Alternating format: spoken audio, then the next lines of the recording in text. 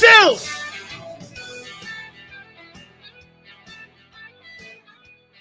You know, I ask you this question all the time. And I'll continue to ask you this question as we move on now. What's more important to the Philadelphia Eagle management team and their owner? Control or winning a Super Bowl? I think we're watching it unravel in front of us. The Eagles have completely unraveled. You're watching a Chernobyl meltdown at the NovaCare Center.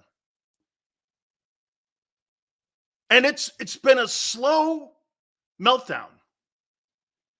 And over the last month, that meltdown has picked up. On the field meltdown. Players melting down.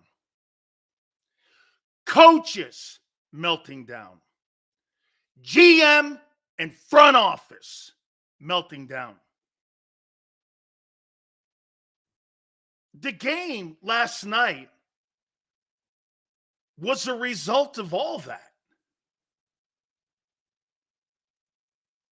The game is almost a non-conversation today. You can break down what happened, but we've been watching this the whole time. We've been watching it. Some of you have been denying it.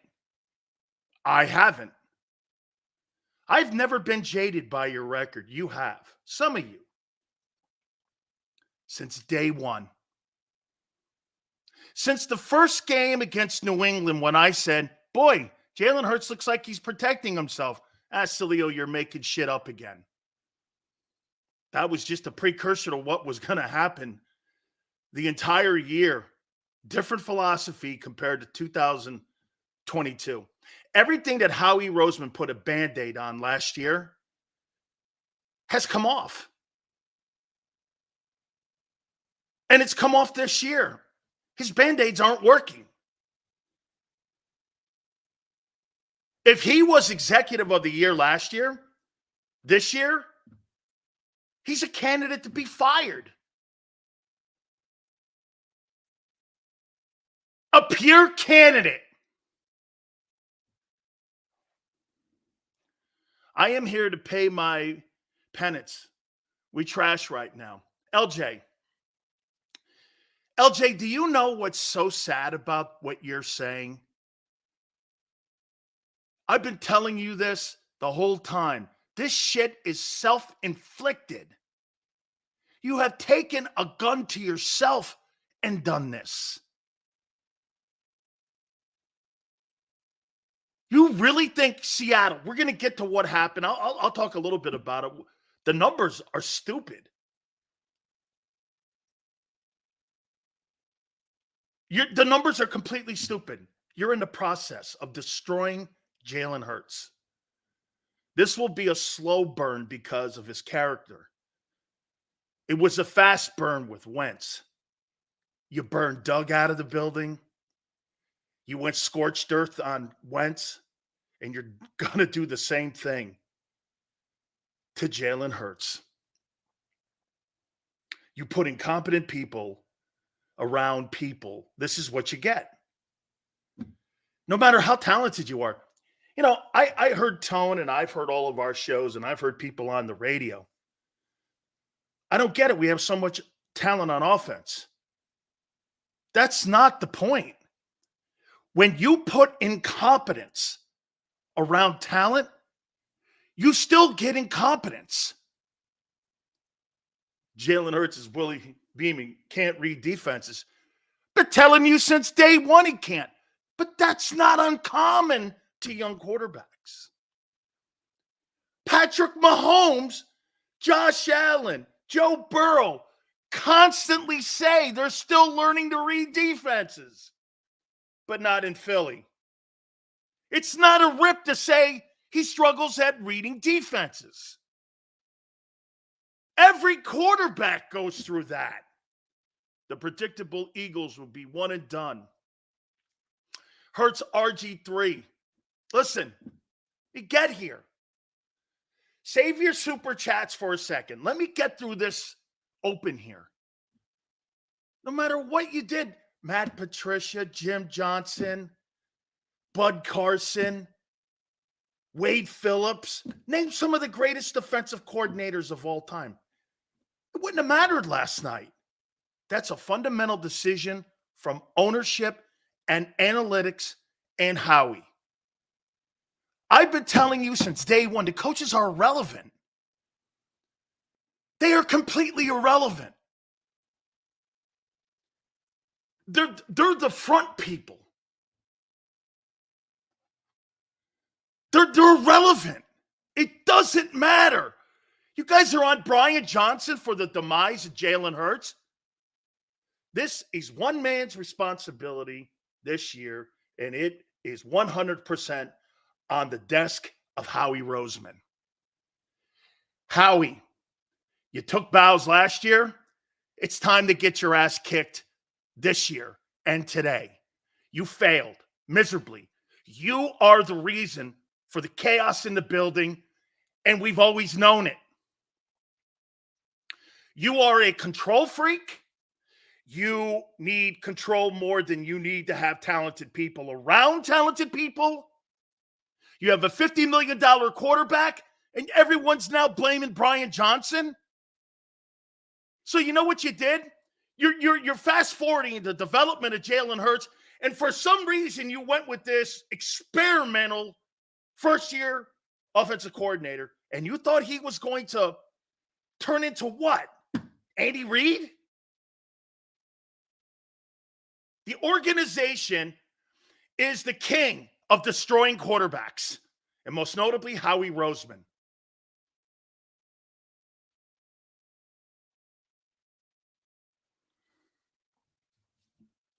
One person is to blame, the general manager. Plain and simple. The way they practice. Jalen said it, code. The way we practice, that's the way Nick and Howie want them to practice. They don't put the work in.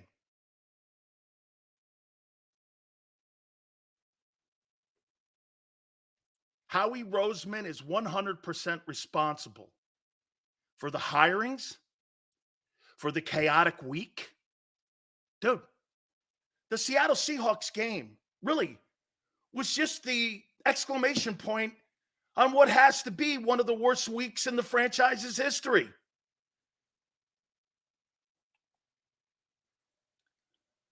Incompetence everywhere. You really expect Sean Desai or Matt Patricia to take Howie Roseman's garbage pails, players that have been cut, and have those guys turn into all pros?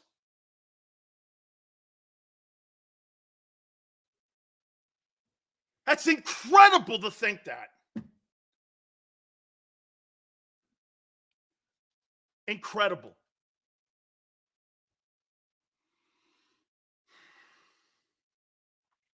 Jesus criminy. What a colossal disaster. Your quarterback is playing. How about this? I'm not ready to go here. Can I tell you what your quarterback's playing like? Your quarterback is playing like a one-year wonder. I'm not ready to call him that. But he's playing like one. Can't read defenses. Hey, if you're too sick, don't play. You don't get excuses when you make $50 million. You don't get excuses. There's no excuses. If you're too sick to play, don't play. But then don't suck and then turn around and use it as an excuse. And by the way, that lame ass, we're not committed.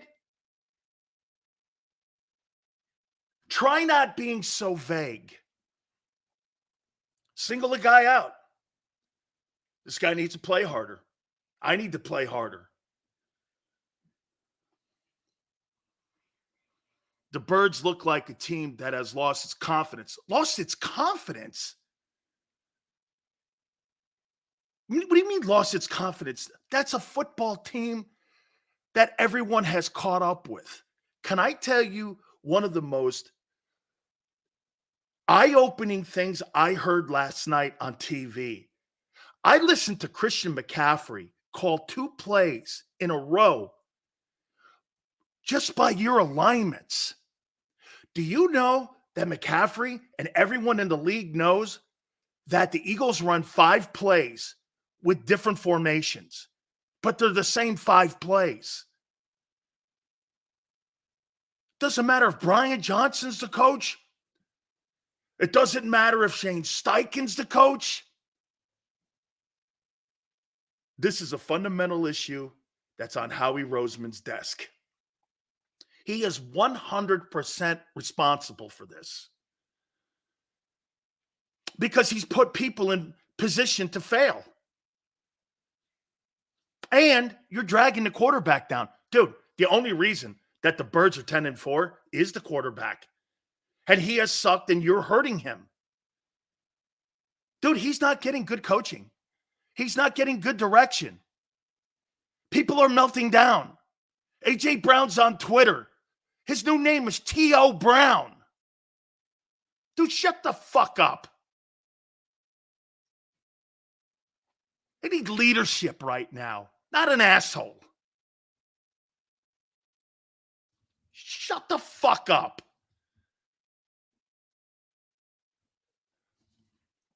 That team needs a kick in the ass, not a pat on the back.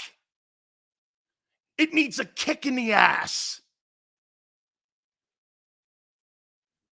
You baby that team because the general manager is soft. We list the game due to bad offensive play calls, but tell me how bad Ringo was. Hey, let me say this to you. What are you talking about? Play calling. Play calling? How about player accountability? Jesus criminy. Every time I hear it, I'm not saying he's doing a good job, but you start with the players. You don't start with the play calling. Here, I'll give you an example. Joe Brady. Kevin Patullo needs to take over play calls. Wait a minute. Let me ask you this. I'll show you this. Do you know why the Bills are on fire?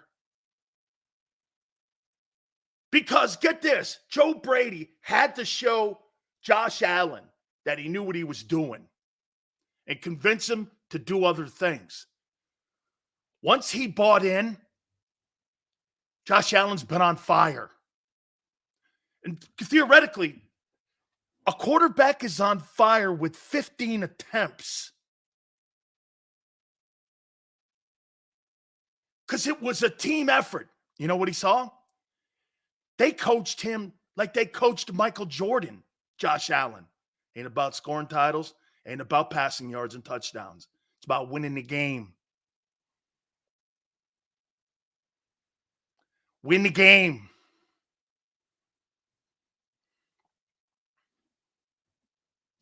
Wait till you see the numbers.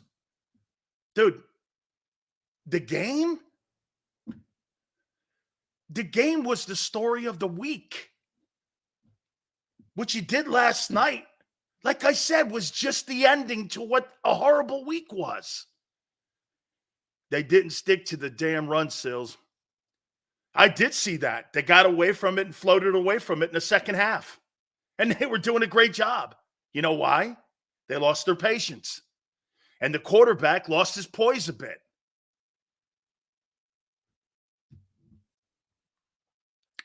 Dude, you were actually out coaching Carroll for much of the game. Ringo didn't play bad. It's telling how they went after Trashberry. Hey, I get it. James Bradbury was brutal last night. Dude.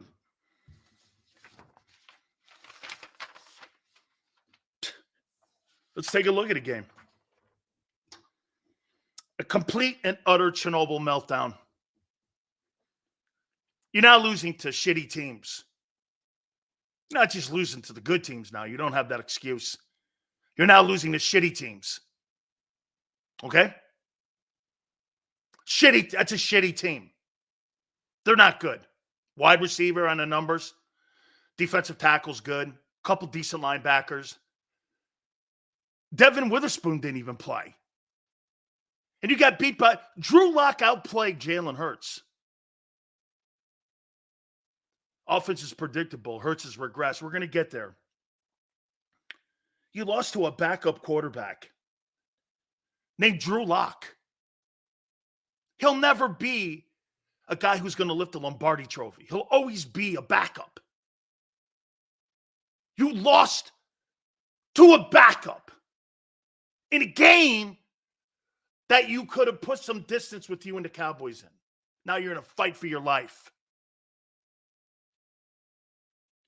Sirianni defends Brian Johnson because he has to. You know why? That's where he spends the majority of his time. He's on the offensive side. That's why he defends him. It's not Jalen defending him.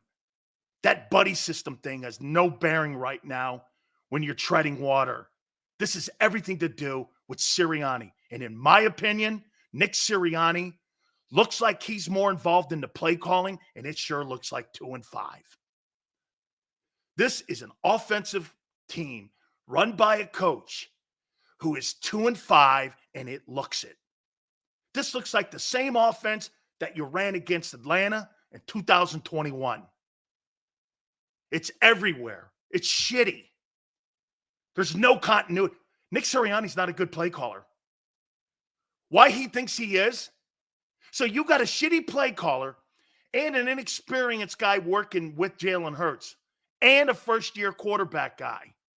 You know what's funny? I hear people go, well, the kid was in the building.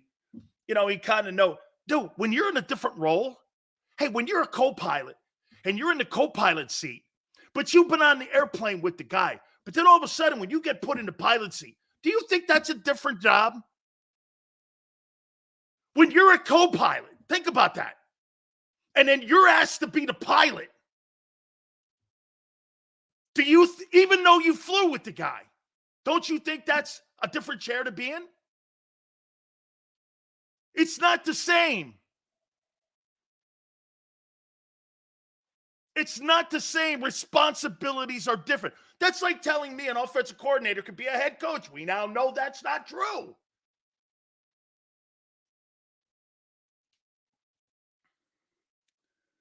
Defending Brian Johnson? Who cares, Brian? Brian Johnson is not the problem. The organization's the problem. The analytics team is the problem. The direction of the offensive game plan's a problem.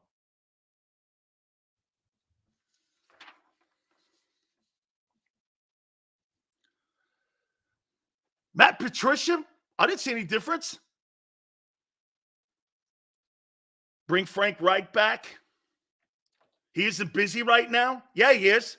He's counting his money from David Tepper. Completely agree. I'm done with Sirianni. Last night was the offense that sucked. I actually thought the defense wasn't horrible, except for Trashberry.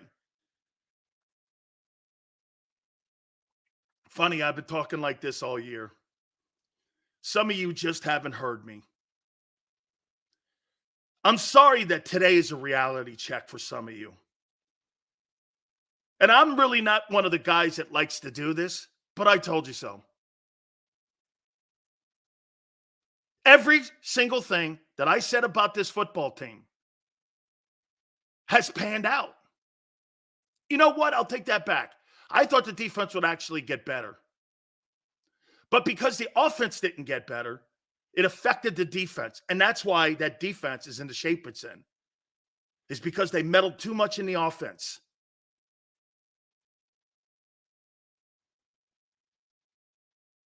You know, maybe something to do with the illness. Okay. I'll give him 5% on that. Eagles will be lucky to beat the Giants and Cardinals. Can Hurts divert from the play that is called?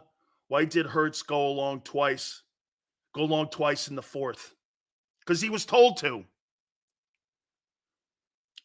You answered your own question. Why did Hurts go deep twice? Because they told him to. Hurts doesn't have a feel for the game right now. Hurts throws the ball where he's told to. That's why when you see guys wide open, he's not going to guys wide open because that's not where the analytic guys want him to throw the ball. You answer your own question. Eagles took away they took away the RPO and they added their influence in the passing game. Jalen Hurts has no feel for that offensive game plan. You saw it last night. You completely saw it. Wide open dudes everywhere. And why did he go there? Because he's told to go somewhere else. It's a simple explanation. Quite frankly, I don't even think it's maybe even so that he can't read. I think he's being told where to go with the ball. You see, I'm going to make a point to you here. In college, offensive coordinators tell the quarterback where to throw the ball.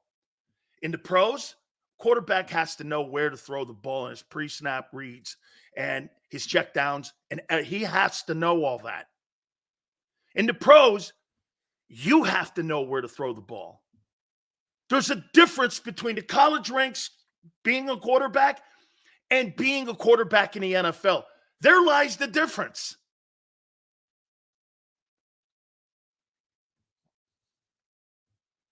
I mean, Nick Sirianni was a train wreck this week. It accumulated with last night's disaster. If we lose a division and get bounced round one, Nick will be gone. No way.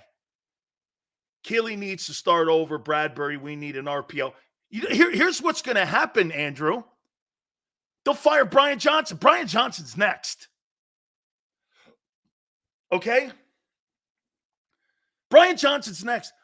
Angelo Cataldi's on at 4:30.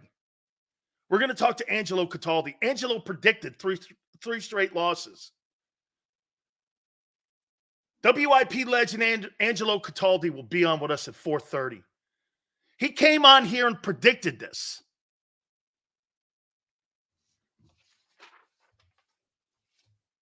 Let's look at the numbers. They're a joke. How do you lose a game when you win every statistic? Anyone who knew football on a deeper, I've seen trouble that could have come. We just hoped it wouldn't. The players bitching on the sidelines. Hey, players bitching on the sidelines is because there's no feel for the game. Here, you held the Eagle offense. Wait a minute. Pete Carroll held the Eagle offense to 17 points?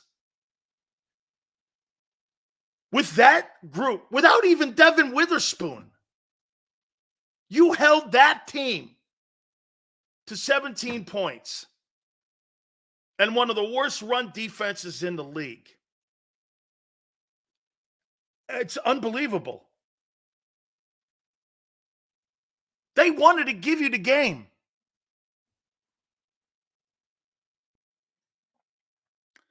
Third down, Eagles 9 of 16. Tremendous. Seahawks 6 of 14. Beat them there. Total plays, you had 10 more. You almost 70 plays to 59. More opportunities. Total yards, 321, 297. I can't believe that Seahawks team, under the guidance of Drew Lock, generated 300 yards in offense. I can't believe it.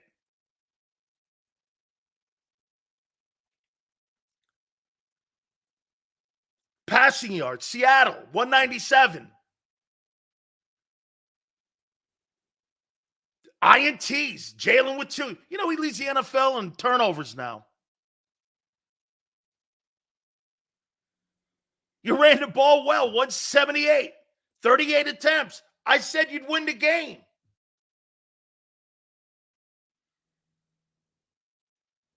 Time of possession, you won. How'd you lose this ball game?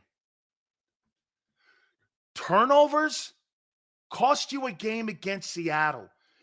Turnovers against the Niners and the Cowboys, I get it. Against that shitty team?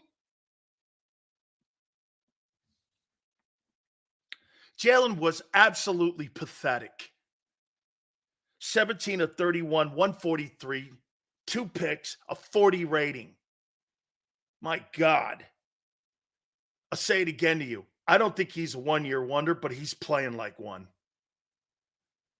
True lockout played him. 22 of 33, 208, touchdown, game winner, 94 quarterback rating. A backup quarterback torched you. You can't get any worse than this. And that media in Philadelphia, man, they walk around with knee pads with Howie Roseman's name on them like that guy's a walking god. One more time. Doug Peterson, 90% in 17. 10% Howie. If we're going to do that to Belichick, 80% Brady, 20% Bill. We'll do it in Philly too. Howie parades himself around. Hey, you know why he has the upper hand in that conversation? Because he fired Doug. And the owner chose him. I'm going to tell you the one thing that Howie Roseman does well. He's the CPA. He's a CPA. He's a bookworm. Like the guy in Batman says, he's good with numbers.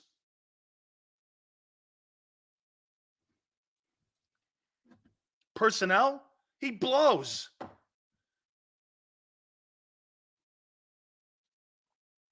"13 carries for Hurts. The best part of his game last night was his running. 82 yards, 2 touchdowns, 6 yards a clip. They should have kept running that dude. They should have given him 30 carries last night.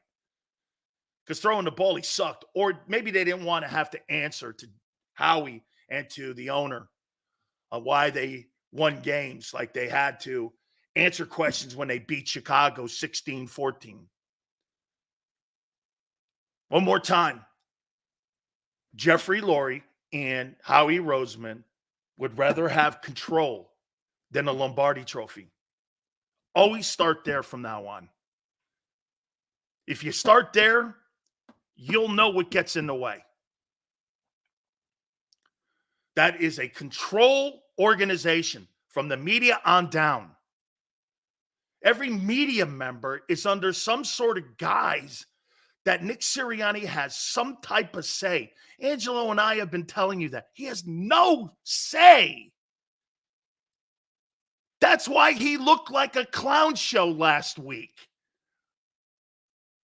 So wait a minute. Let me get this right.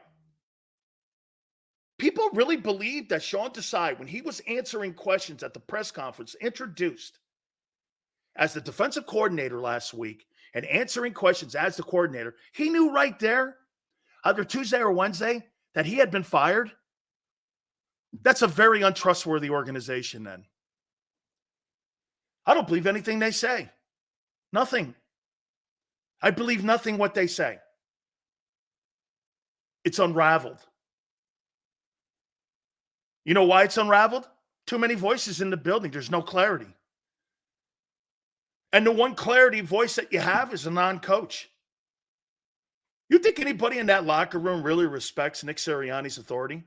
Why would they? They answer to Howie. It's like Jerry Jones in Dallas. The reason that they're showing some respect for Mike McCarthy this year is because Mike's winning games. So Nick made the decision Wednesday after answering the question that he really loves his guys. I have no trust in that guy. Fletcher Cox is playing good football too, man. Carter had a sack. A.J. Brown's on Twitter. Or excuse me, T.O. Brown's on Twitter barking at fans. Oh, I see when everything. Hey, shut the fuck up. They gave you $25 million. Be quiet. Be quiet. Do your job. Guy talks about like him being a decoy sometimes. Yeah, you give half-ass efforts when the ball's not coming to you. You're not a team guy. You say you are, but you act like you're not. Metcalf got loose in the fourth. What a complete shit show. Here, why is Jalen Hurts? Let's get to this topic now. Those are my, oh yeah, here's my milk carton Eagle guys. Remember over a year ago, I said Howie winning a Super Bowl was a gift and a curse. We got a Super Bowl, but Howie will feel himself too much because of it. Yeah, he sabotaged Doug, and that's what he does. This guy's a sabotage guy. He sabotages people. I mean, Sean Desai, really? I didn't see any difference last night. And now, get this. So now that the defense is going to look better, it ain't going to be better. It's going to look better because you're playing against shitty teams. Thank you, Ross. James Bradbury. Man, wow. You got $16 million tied up in that guy? Holy shit. There's a Howie eggshell.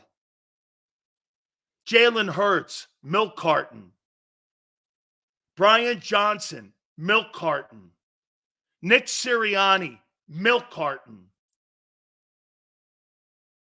These are the guys you put the faces on a milk carton. Then you put the number to the NovaCare Center, and then you have a direct call into Jeffrey Lurie and go, have you seen these guys?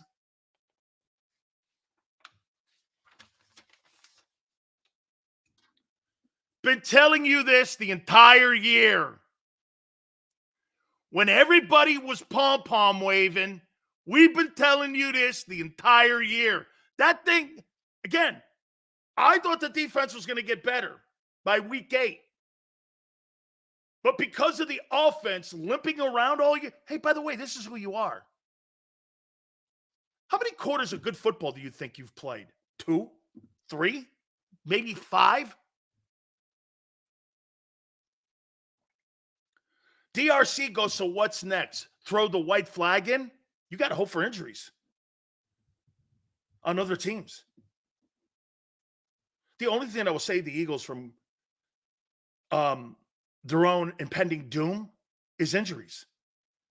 You got to pray for McCaffrey or something to happen like Purdy to be injured for you to advance in the playoffs. And that could happen because we're in the time of the schedule now where the war of attrition will be a factor. There's nothing on your team or in your organization or on your staff that will save you from yourselves because you can't. DeVito will make Howie an offer he can't refuse. You got to pray for injuries. San Francisco has shown you they can't play without injuries. Okay? They lose a couple guys. That thing doesn't look the same. Remember something? They had a 3-game losing streak too. Put that in context. The only way you're saved is if somebody gets hurt. I can't wait till Angelo comes on. He and I have been both calling that guy a cheerleader from day one. Standing on park benches, starting to wave, acting like a 4-year-old on the sidelines. Now it looks stupid, doesn't it? Before he was Philly pride when you're 10-1. Now he looks stupid. Now he's an embarrassment to Philly. Right? See how fast that changes? When you're up and down in your emotions and you're supposed to be a fucking leader? Look how that looks now. Stupid. Absolutely stupid. You guys buy that stuff. You know, Doug told me when I first came on the air in your city, don't trust what comes out of that place. They ain't gonna tell you the truth.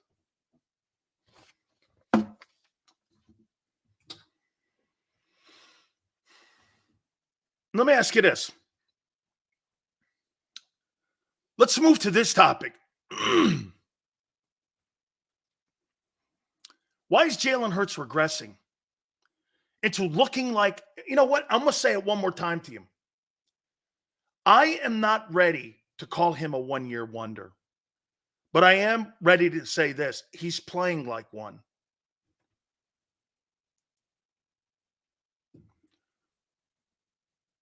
What's happened? And you know what's crazy? Don't go to the easy, low-hanging fruit. Well, it's Brian Johnson. It's not. It's bigger than that. Got the same personnel. You got the same system. What's different? The play calling? Or the responsibilities that they've asked Hurts to do compared to a year ago? You've pretty much wiped out the RPO. And now you're asking him to throw the ball plus 25. That's not what he does. But the organization and their rush to develop him are making him regress. If you were going to want him to become a passer, why wouldn't you have installed a coordinator that knows how to develop quarterbacks to throw the ball down the field versus a guy who's never been a coordinator and was his so-called butt buddy? What does that have to? You appease Jalen Hurts because he's boys with him? What kind of hiring is that? I don't want my best friend to be my coordinator. I want the best coordinator I could possibly have, especially since I pay $50 million. Honest to God, man. This is not rocket science. Dude, if I'm going to send a rocket to space, I want the most experienced pilot, not a guy who's never flown. It's not hard. Look what they did in Baltimore. They wanted to improve a passing game. They brought in a passing mind for Lamar Jackson. What did the Eagles do? They downgraded. You downgraded your hires of a year ago. Why? Control. Utter control.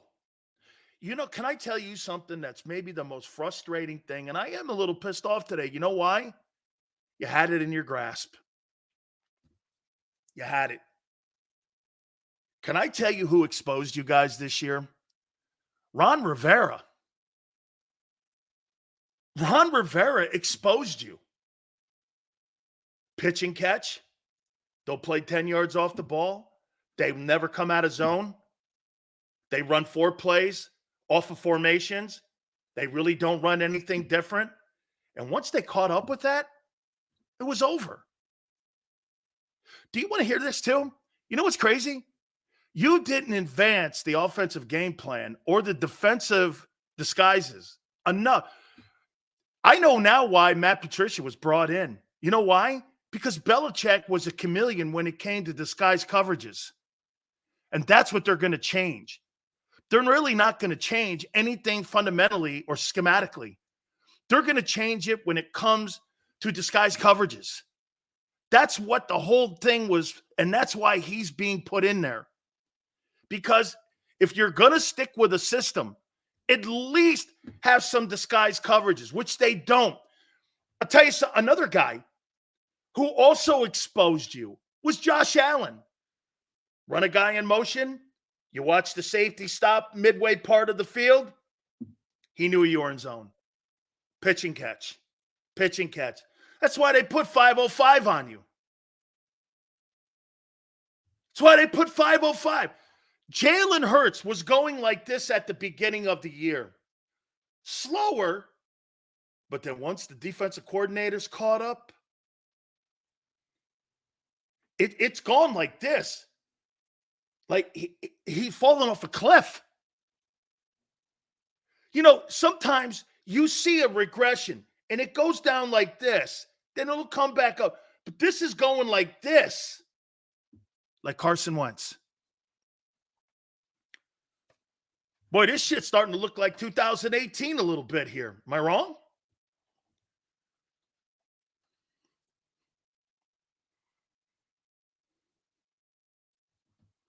Aikman talked about how we were disguising last night.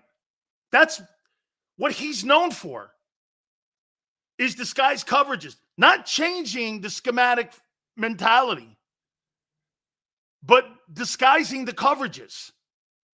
He's not been put in there to do anything different than Sean did except dress it up. Do you understand that? Who Matt Patricia is? He's not going to change how you play defense. Put guys in different positions. He's not going to do that. He's going to dress it up.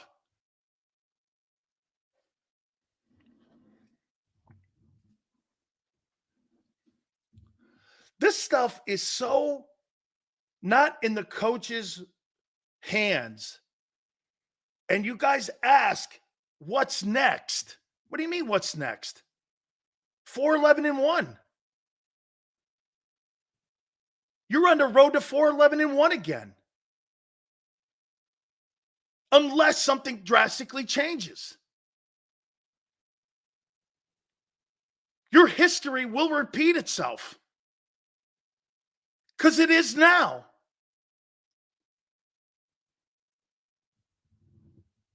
You fired the wrong guy. That's what this is going to come down to. You fired the wrong guy.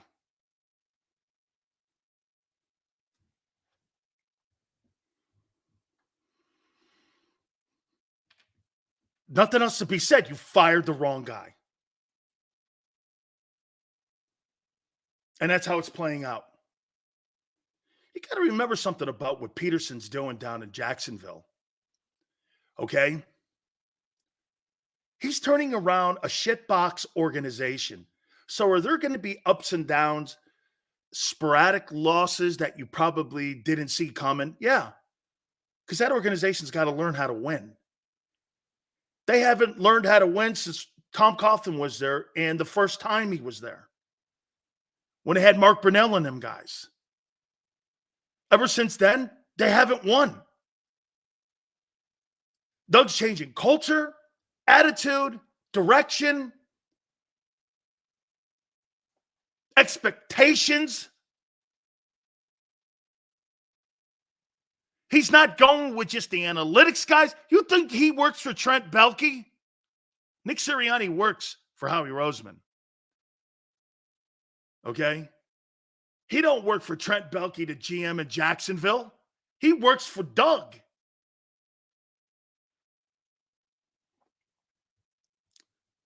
Dude, when you guys won that Super Bowl and you took credit away from those coaches that won that thing and those players and made it with the impression that the front office was more responsible for that, they took ownership of that 17 title and pushing the coaches to the side and the players pretty much to the side and claimed victory in Super Bowl 52 in Minneapolis. They've taken ownership in that. You see, Jerry Jones thought he could take ownership in those 3 Super Bowl titles he won with Jimmy. Funny thing, on the way to trying to get to another Super Bowl 30 years later, he's never been able to duplicate it. Why? Because it wasn't him. The only thing responsible that Jerry Jones had for those Super Bowls was writing checks. That's it. He had no say. Jimmy had total autonomy over the personnel and the hirings of coaches. You know how I know that? Every damn coach that he had at Dallas coached me at Miami. Complete 100% autonomy. Buck stopped with him. MG2 goes, Jerry killed a dynasty. Howie Roseman also killed a dynasty. How many Super Bowls do you think you've left on the table by Jeffrey Lurie not coming in and being a Bob Kraft and having the right coach and the right GM working together so that they could win? How many Super Bowls do you think you left on the table? I asked you this before. 3? I know you left one 10 months ago on the table.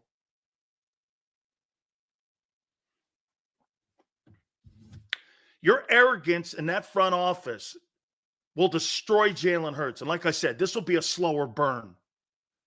Listen, this is my prediction. They're going to run that quarterback into the ground. And you'll be talking about him like you talk about Kyler Murray soon. Only difference is that guy's got more talent around him. It'll be a slower burn.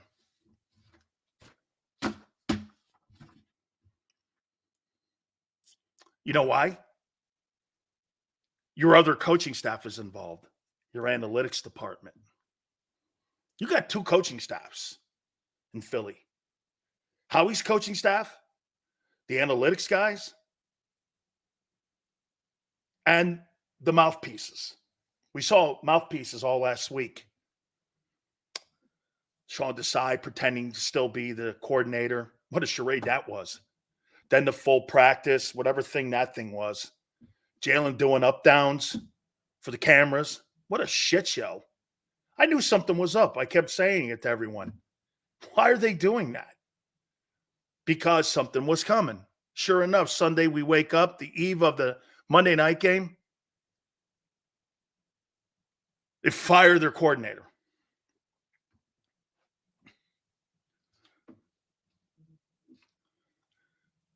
I mean,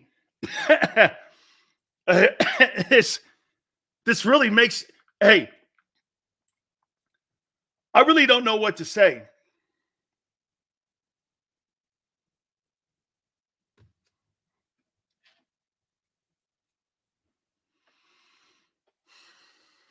Why has Jalen regressed?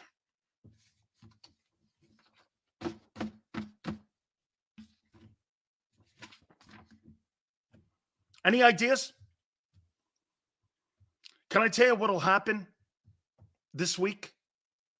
Do you want me to get ready for Nick Sirianni's press conference? I'm going to get you ready for Nick Sirianni's press conference.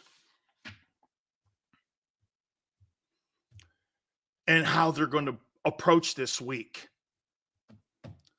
Teams have losing streaks. Sometimes you have to weather and you have to battle through tough times. We have the men in the building to do it. Nick, you said last week you weren't going to make coaching changes. Did you see anything that changed on Monday? Yes. Things will come around because you know what you're going to get, Giants and Cardinals. And they'll be able to gloss over it with a win against those teams. But the fundamental issue in the building will always be the fact that Nick doesn't really run his own team. How many times have I told you this? All you guys say that this guy had complete autonomy. It's his decision. He has the hires and the coaches. Yeah, you know how they go over that? I told Xander this a year ago.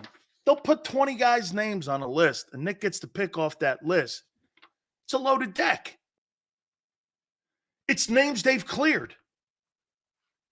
So when he gets in front of a press conference, to many people, he's not lying. I picked these guys. Like, do you want to go with Denard as coordinator, or do you want to go with someone else as coordinator? And let me ask you something about Sean Desai and how that whole thing was handled horrifically.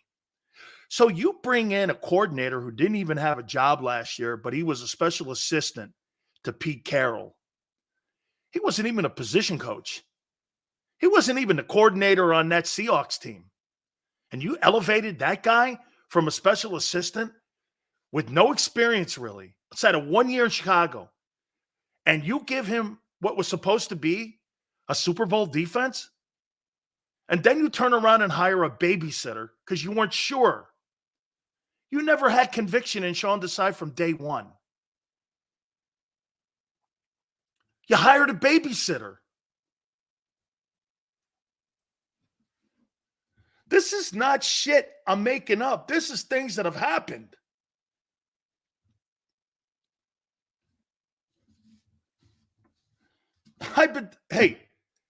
And I have been telling you the whole time. So your linebacking room. Every guy that's in the linebacking room has been cut by other teams. Is that right? And you expect them to cover George Kittle. I'm not sure what you're expecting. The greatest coordinators on the planet couldn't coach that talent or lack thereof.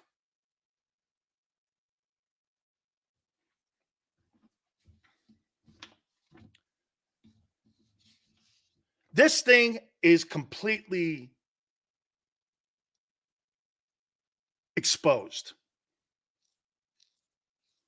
You are the worst 10-4 team I've ever seen. Not the worst talented. The worst 10-4 team. You know why it's the worst? You did it to yourselves. That's the most troubling. That's the most irritating. This is all the NovaCare Center has done this. Not the Niners, not the Cowboys, and not the Seahawks. They just exposed it.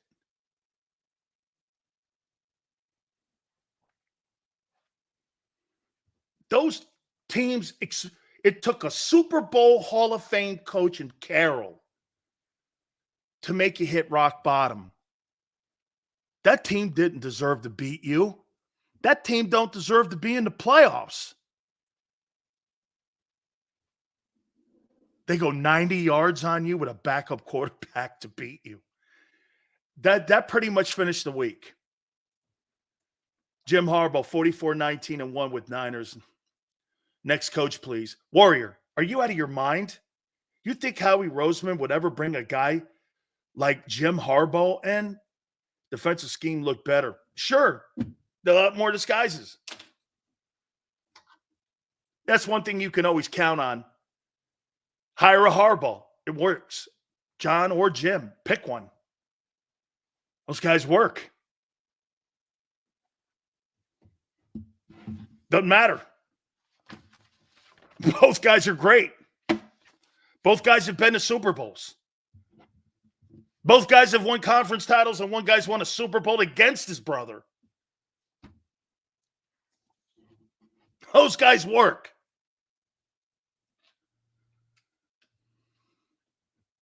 Dude, stop, Richie would hire Mike Tomlin. They're not hiring guys like that. Doug Peterson, never a head coach. Sirianni, never a head coach. Guy from Oregon, Chip Kelly, never an NFL head coach. Okay? Doug Peters or Andy Reid was a quarterback coach in Green Bay. Let's not forget that. He wasn't the OC in Green Bay. Holmgren was. He was just a quarterback coach.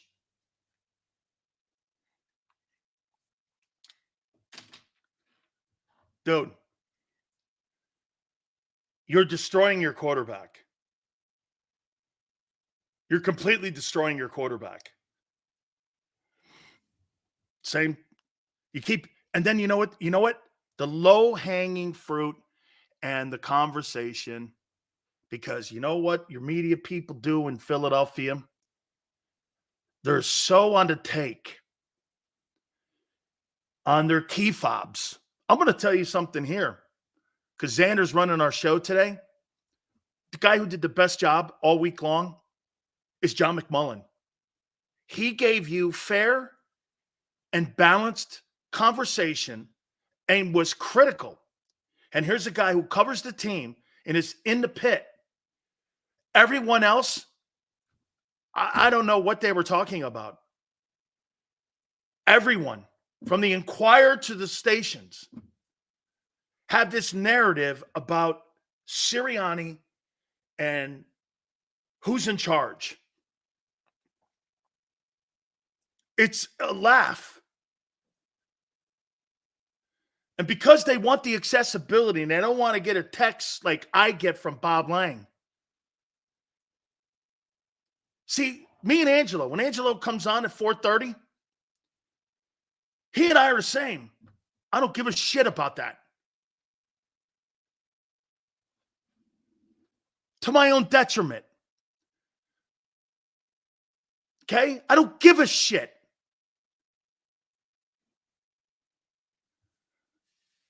Darius Slay reaching out to me last 3 days. Great. Do I want to be his friend? No. Am I going to be professional with him? Of course. I'm not looking to be boys with people because I may have to be critical and you may not like what I say. I believe with Patricia, Reich thinks hey, Bald Eagle, here's what I think they're setting up. And they're setting Brian Johnson up. And I said it yesterday. Brian Johnson's next. Because you know what's going to happen before the playoffs? One more shit show by Brian Johnson, he'll be removed as play caller. And then what Nick will do, he'll take over the play calling and he'll bring in Frank as a consultant. So you'll head into the playoffs with Frank Reich, Nick Sirianni, and Matt Patricia as your coaches. That's how I see it.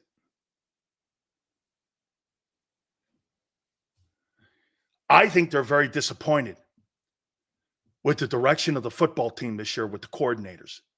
You think they had just a one-sided conversation about the defense on Wednesday? Or don't you think the owner and the GM had a conversation about the two guys running both sides of the ball? You can't honestly think.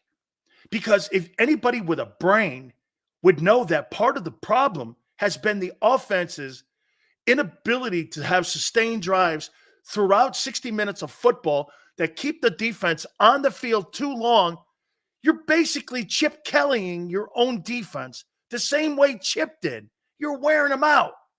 Here's a great example. We've been talking about the amount of plays that Josh Sweat has played. This is Chip Kelly written all over it. You ready? He's already 100 plays over any time in his career for the amount of snaps for one respected season. And he's got 3 games left. He's going to play probably 250 more plays. That's just before he gets to the postseason. Because you don't have depth on your edges. Do you notice what teams are doing to you now defensively? They're attacking your edges because you can't set the edge because you don't have any good edge players now against the run. Seattle had 100 yards on you. That's all they needed. Same as Washington. You get 100 yards on them, it helps play action. You play pitch and catch. And if you got a guy like DK Metcalf, you're going to find him.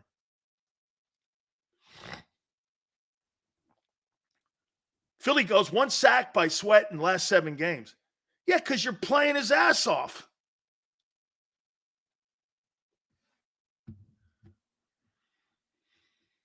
Here, what did Swift had in that game? What did Swift do? 18 carries, 74 yards. That's not bad. Why'd you get away from running the ball in the second half? And you started drifting away. Why? What'd you do? The red phone rang and the owner was saying we need to throw the ball more? What's up with that? Or did your analytics guy remind you? Dude, when you watch the way that offense is run, it's run with no feeling of the game. And the quarterback plays with no feeling of the game.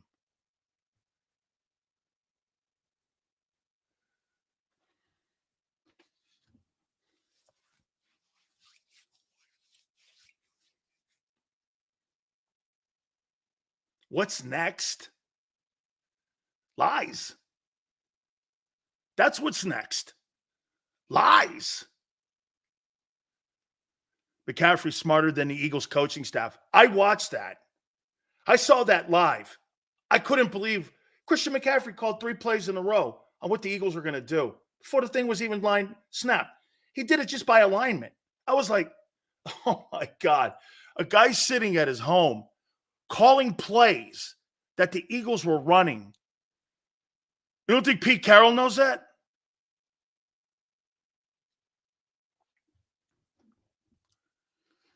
Dude, you're a laughingstock. You got the league and everyone in the league and coaches watching you on national television, pointing out your next play and how predictable you are. The reason Jalen Hurts is regressing, they know what he's going to do. He can't develop. You can't develop that. How can you develop a quarterback when the opposing defense knows what you're doing? The element of surprise is over. Usually the offense has the element of surprise. But when now teams are playing you, they know what you're doing. You have no element of surprise. The only thing that you have the advantage on is the snap count. And remember what I said to you, what's even more egregious in this whole development thing? You're getting to play in too late. Last year, Shane Steichen, I told you this a couple days ago. Shane Steichen, last year, would get that play in on about the 21st second on the 25-second play clock. This year, he's getting to play in at 9. As a defensive lineman, I already know I know it's either going to be first or second sound. Dude, even I see that the empty set on our first TD and called quarterback draw before it happened. They were ready for it. That counter tray he was so good at last year, they're tipping it off. Can I tell you how they're tipping it off? They moved the tight end to the weak side. And the linebacker knows not to scrape down the line of scrimmage. He gets as deep as the ball now. It's so easy. Last year, what you had was Jalen would take that ball out like this, hand it here, pull it back, and then run backside, right? A lot of yardage he got that way. This year, you know what they're doing? When he does that and he goes like this, they're not scraping down the line of scrimmage. They're getting as deep as the ball, him, and when he turns, they're waiting for him. They've taken that play out of the playbook, so they don't run it really a lot anymore.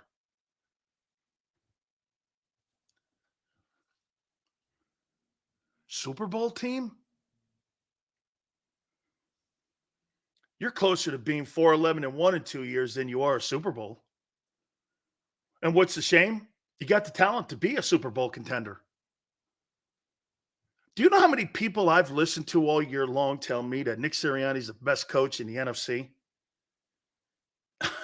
I can't tell you how many times I laughed at that. I laughed. What is the one redeeming element that he brings to a team? His pom-poms? What?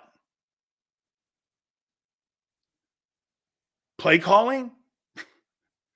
overseeing of the offense? What? This looks like 2-5 Sirianni. They've caught up with you. Look how fast the league catches up with you when you don't adjust. Why do you think that Howie doesn't want to adjust the scheme or the system that they're running? Let's see if you guys retained anything that I told you. What do you think is the reason Howie wants the same system on both sides of the ball? Why do you think they haven't really advanced with any kind of what do you think's the reason for that? Simple. It's easier to put players in one system than it is to have a coach come in and change Howie's entire roster over. You're not going to have a guy come in and run a 34. I saw people talking about 34 defense. Are you high? That means Howie's roster has to be completely revamped. And all of his draft choices. When you draft a 34 defensive end versus a 43 end, they're two different dudes. Has to do two different things. There's more chance, basically, at misses in the draft with that. This is about how he's drafting, or inability to, because he can't draft defensive guys. Dude, he's good at D-tackle, and he's got Jeff Stoutland in the offensive line to help him pick O-linemen. Other than that, they've been horseshit.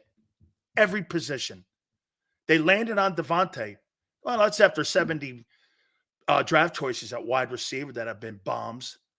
They've never landed on a linebacker worth a shit in the last 15 years. Their cornerback drafting has been atrocious. Their safety drafting has been atrocious.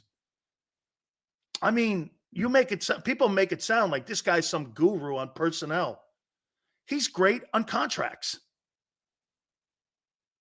And last year was an anomaly. Nobody hits that many times. Nobody. And this year proved it, because he hasn't hit on one thing this year that was a free agent sign. Not one. Except the drafting of Jalen Carter, who fell into his lap. And they had to have balls to do that because of the whole fiasco at Georgia with him. I can't actually believe they went there, because I'm shocked the analytics guys okayed that. Well, there's a 72% chance probability that he'll be in trouble again. That's who those guys are. They go by trends. They don't go by feel of the game. I've told you this, guys, numerous times. That Philly special play, that ain't an analytics play. That's Doug Peterson with guts. You think Howie calls that play, or any of his boys? Alec Hallaby, you think those guys call any of that? Absolutely not. They wouldn't have the balls to do it.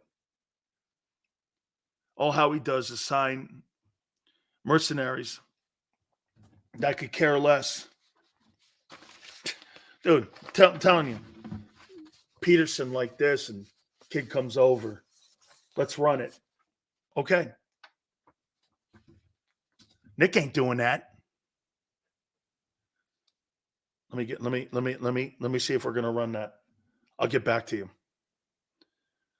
Ain't no time for that in the game. Of that magnitude. Playing the GOAT. Go coach. Moment in history. Greatest moment in Philly sports history. Ain't sitting around talking to a committee. Ain't running it through 19 floors so everyone looks at the file before you call the play. Let's run it. It was his call. Shit, knowing the Eagles, they probably questioned him the next day on it. How come you went with it? I would have said, fuck you. Honestly.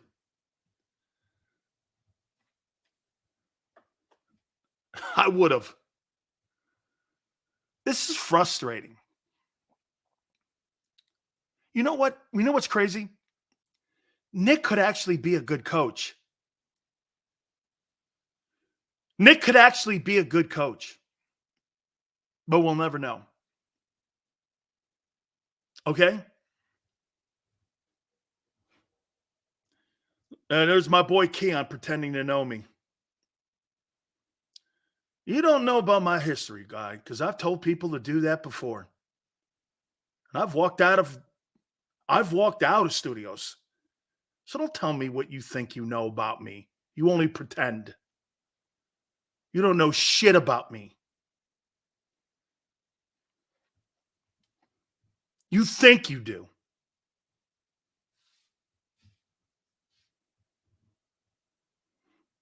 That's what makes that guy Elon Musk. Now, when you got that kind of FU money, it's easy to do that. Telling Bob Iger to kiss his ass and go F him. Hey, it's a GOAT move. That's why I dig that guy. Is that plain? Is that simple enough? Hey, dude, is that simple enough? Oh, you know. Hey, I've watched that. I think I have that on my phone on a loop. Okay, I have that on my Xander. I have that on a loop on my phone. Honest to God, go F yourself. Is that clear enough? I'm like, I play that for my wife and everyone. See this right here? This is what I want to do. I want to be that guy. Okay?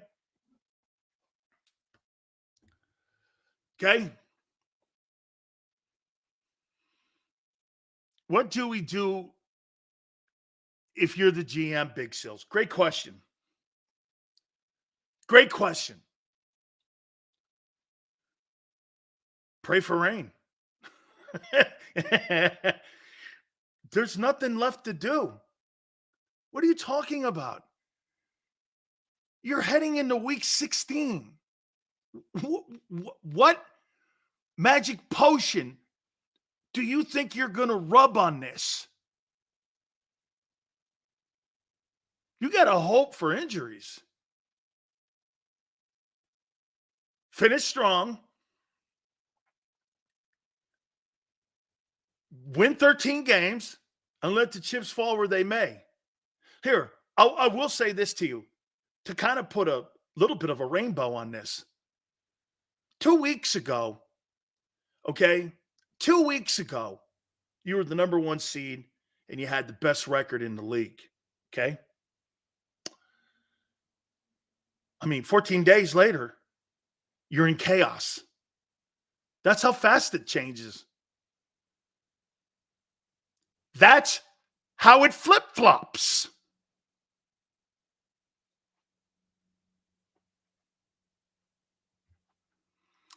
I mean, moving forward in the offseason.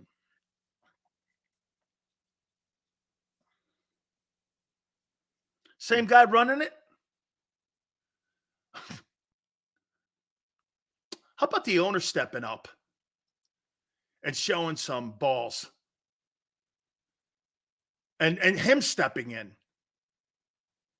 Hey, we need experienced people. You know what? He may have said that. And that's why Patricia's the DC now. You know what? Remember something. Xander was here when this went down. He was here producing the show. Guess who called Frank Reich when it came to trading Carson Wentz and the endorsement of Nick Sirianni? Frank Reich. And then Howie followed up. And you know how that's a fact? Because he said it on this show.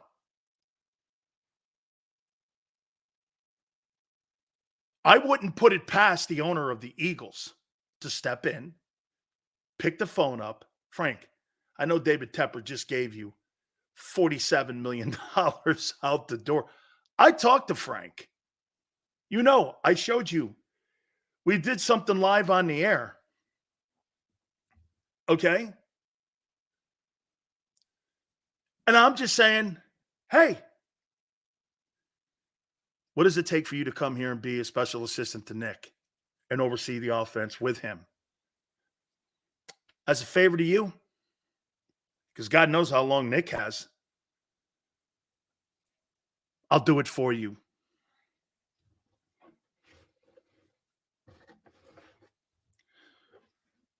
Hey, Keon, don't get mad at me because your team is a complete shit show now. You can throw all your bullshit at me all you want. Don't get mad at me because you look like a complete train wreck now. And I told you, it's a train wreck.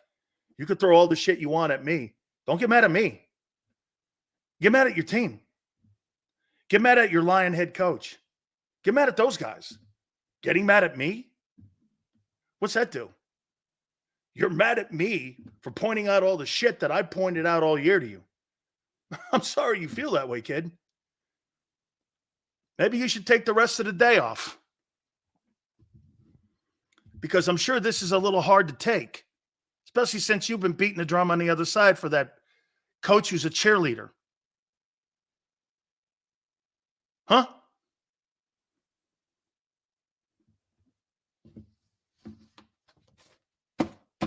Some of you have been beating on the drum here. And by the way, kid, you got your 10 seconds of fame. We're good. Take the day off. Homie, don't play that. I don't care. I never did. Yeah. Ricky Gervais, I loved that when he did that. Just pulling that out of my ass. Sorry. Sills' defense bailed him out many times. Hey, I thought the defense wasn't horrible last night. I didn't. I didn't think they were horrible until the end when they were, here, wait a minute. Well, let me take that back. Hold on. Let me take that back here because I do have to point this out here. Hold on here. Okay, here's James Bradbury. 6 targets, 6 catches, 112 in yards, 1 TD, and a 40 rating. Yeah, that might not be good defense. Yeah, that might not be good defense. Doing the offseason? Are you kidding me? You guys are on your way to 4-11-1 in 2 years with the way you're trending.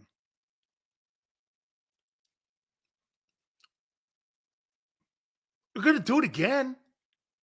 This is 2018 all over again. Just with better players. Hey, do you know what the most disturbing thing about this whole thing is? You may end up 27-7 in 2 years and have nothing to show for it except a commemorative NFC title shirt. Hey, we almost got there. Do you understand? The NFC title shirt is an almost shirt. See, we almost got it. See? It's like the almost shirt.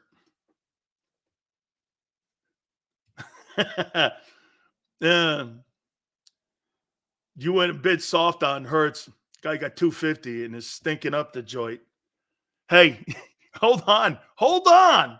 What are you talking about going soft on him? Are you crazy? I told you from day one, this is your boy. I have to cover your guy. I would never have a guy like that as my quarterback of my football team. Hey, get this. If I had a guy that would run the president and be the president of my corporation, Jalen Hurts is the guy. If I needed a guy to be a person that I would want to have as my top guy to be a face of a franchise, absolutely. As a quarterback, not me. Guy can't read a defense. I've said that since day one. He's a dual threat guy, not for me. The only dual threat guy that I want in this league, Xander and I said this numerous times, when you watch Lamar Jackson play, how you doing? When you watch Josh Allen play, how you doing? That's what I'm talking about. Those guys are like jetpacks. Now we know Josh Allen feels. No, you can't know how Josh Allen feels. Josh Allen doesn't have near the talent, even though that kid Cook's coming around, isn't he? That kid's coming around, isn't he? He's good. He's a good football player, man. So let me ask you this again. I'll bring this point up to you one more time. What quarterback would you rather have right now in your roster, Brock Purdy or Jalen Hurts?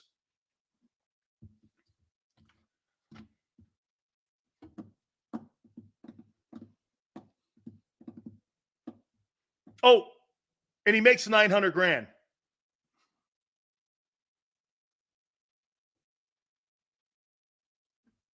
Who would you want? Jalen? Gardner Minshew's actually having a better year than Hurts. Purdy's the NFL poster boy. Imagine he takes a pay cut. Wait a minute. Brock Purdy makes less than your backup kicker. He makes $937. That guy makes can I hey, real quick. Hey Jalen. This does go to you, and here's a little bit of a suggestion. I don't pay you $50 million a year to target Queasy Watkins. What the hell is that guy doing on the field? He's a schwimp. That guy doesn't fight for anything, including his roster spot. Why are you targeting him? Do you know he played 52% of the snaps last night? Why? Why would you put Queasy Watkins out there? My God almighty. My daughter's tougher.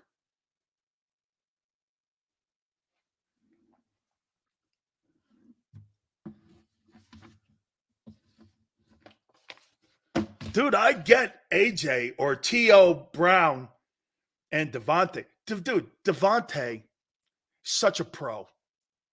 He's such a pro. I'm dead wrong. Dead wrong about that kid. And I'll continue to say that from day one. Dude, he's a pro. He's a pro's pro, that guy. He's a really good football player. And I would want 53 guys like that. That guy works hard, and he's a non-fire starter. He's a team guy, gives a shit about everything going on. You know, hey, let me say this also about Jalen Hurts taking a shot at Nick Sirianni.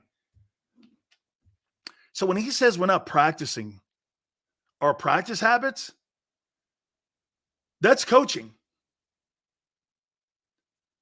We're not practicing hard enough. We're not fundamentally going over the things that are important. Okay. That's a shot at the coach.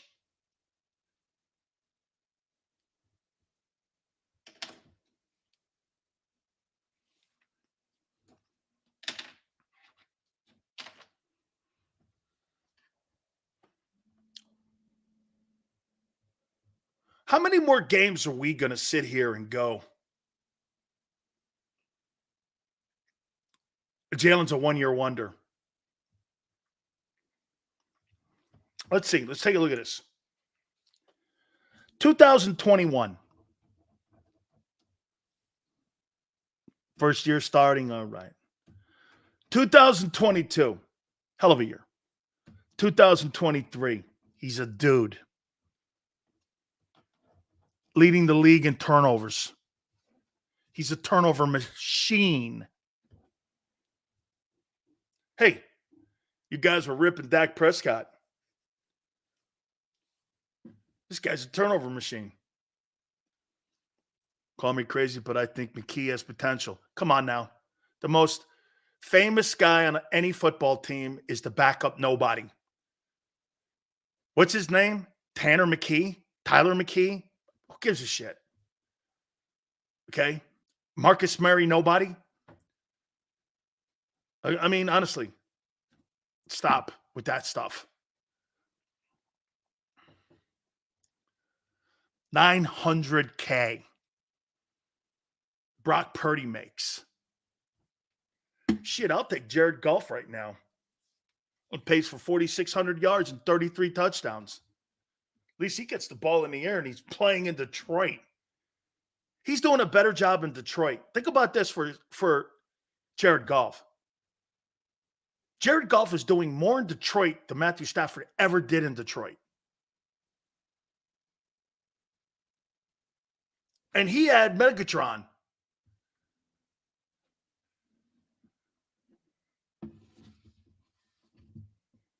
The guy had Megatron.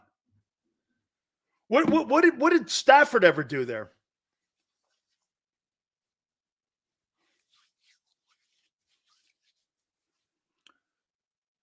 Jalen has bullshit coaches. That's it. Go to the coaches. It's like blaming hitting instructors why Bryce Harper's in an 0 for 25 streak. It's got to be the hitting and the batting coach. It's not the player. It's the batting coach. It's the player. Always start with the player. Don't start with the coach. It's the player.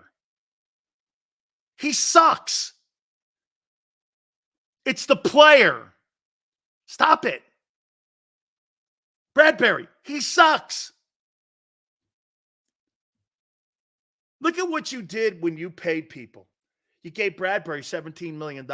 He sucks. You gave Hurts $50 million. 2023. He sucks. Leading the league in turnovers. Who else are you going to pay to underperform?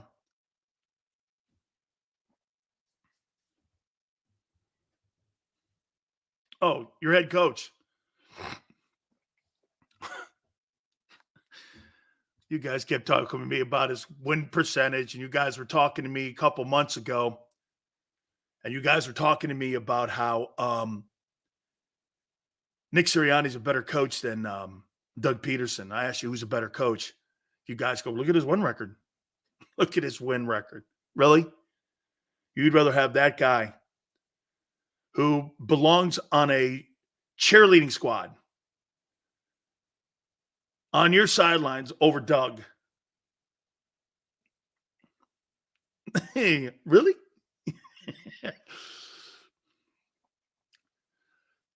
This faction kid says Sills talks out of his ass and face at the same time.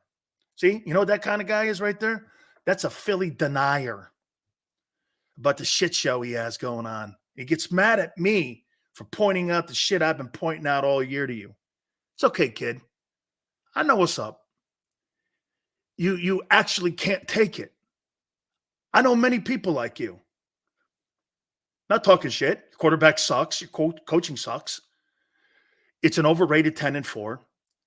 You are the luckiest 10-4 team. The 10-4 record was masked.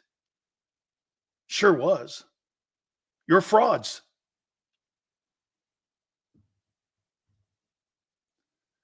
Is that talking out here? I'll make sure I don't talk out of both ends. You're a fraud. You're going nowhere. Your quarterback has regressed. He's playing like a one-year wonder. Your head coach is a cheerleader. Is that clear enough?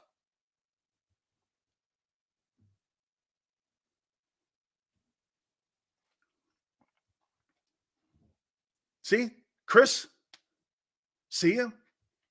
I wouldn't want to hear it either. I don't blame Chris.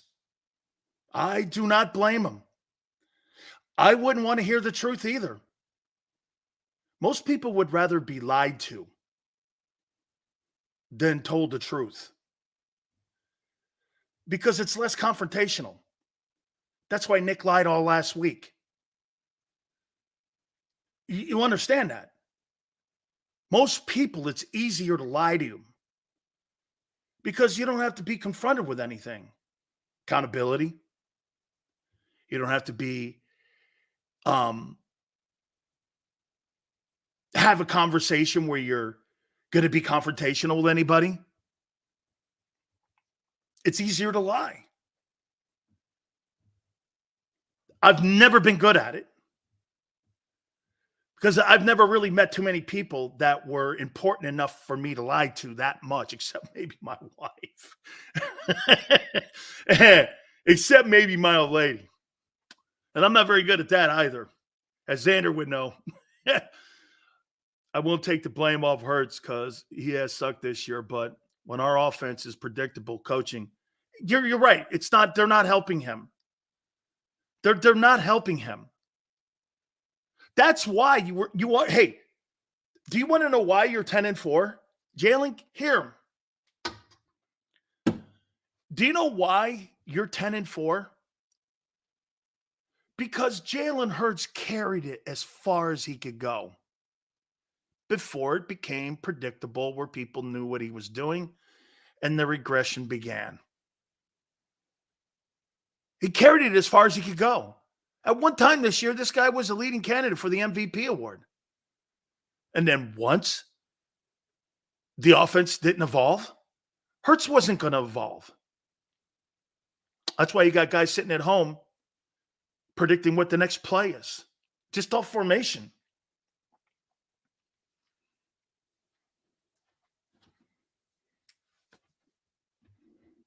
I can't handle Philly people. Let me tell you something, Fiction. You're chump change.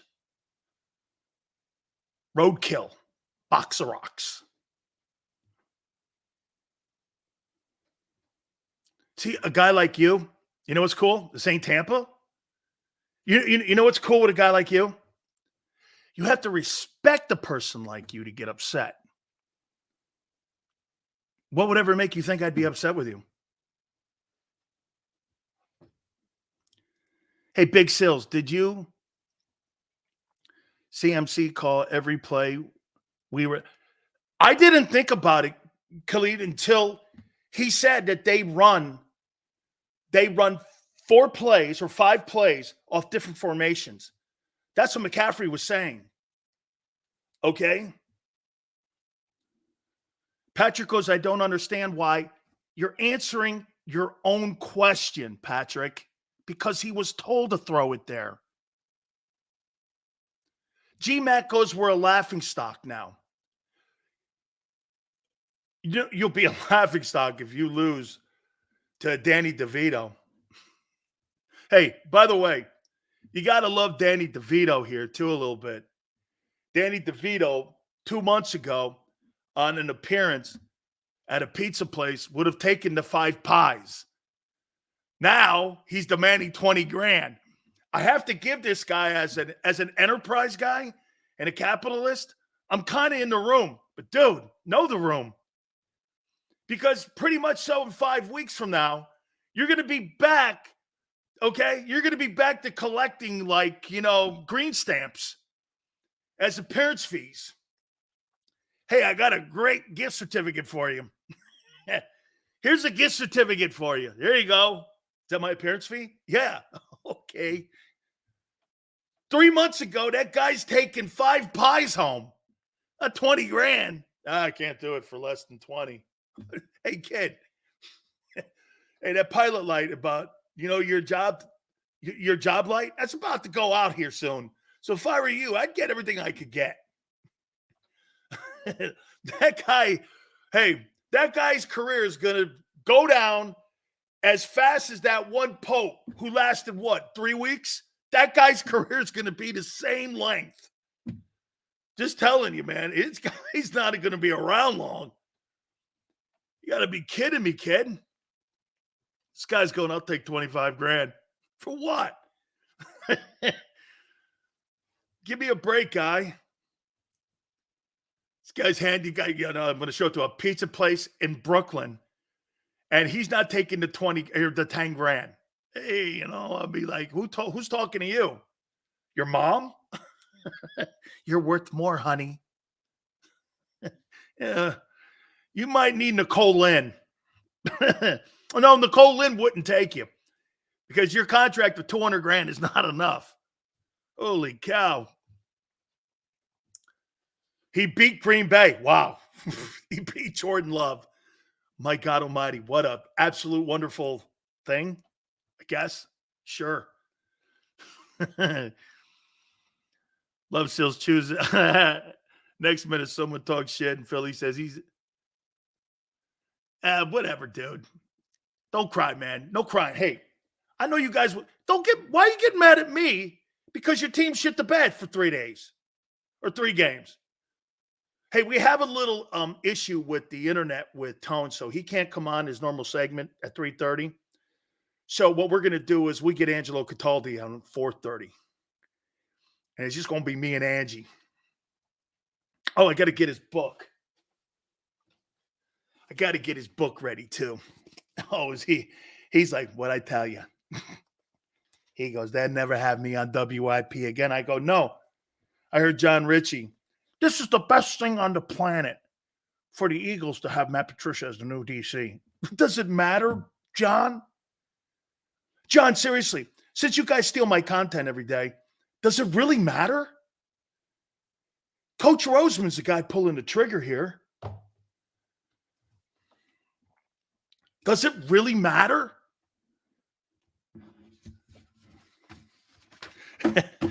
You got to love Nick's week last week. So he walks into a team meeting on Monday after they get their doorknobs knocked off by the Cowboys and crushed. And he's got to confront his team. You know, we're going to rally the troops. Everybody in the building, we love it. Players' day off. Don't worry about it. How you doing? Wednesday, everybody's talking in the media, this and that. Hey, we got the guys in the building. Love everybody. We're great. All of a sudden, he gets a call and the bat phone calls. He picks the bat phone up. Hey, they want to see you upstairs. Uh-oh. He probably thought he was getting fired. You think when Nick got that call to go upstairs, you think there was something in the back of his mind that he thought maybe he could get fired? Knowing full well they fired Doug Peterson? Always remember that. When the bat phone rings and they want to see you upstairs, you could have a moccasin on the wall there too. You should take anything for granted in that building. Bat phone rings. They want to see you upstairs. That's how to keep you on your toes. I don't tell you why. Okay, I'll be right up. This guy was in the middle of a pastrami sandwich, man. He put that bitch right down. Hey, they want to see me upstairs. Honey, make sure you get the for sale signs ready. I don't know what's going to happen. Goes up there, making a change at DC. Oh, okay. Are you for it? Of course. Of course. Is Laurie okay with this? Why doesn't he shake things up? He did. Doesn't Laurie want another Super Bowl? No.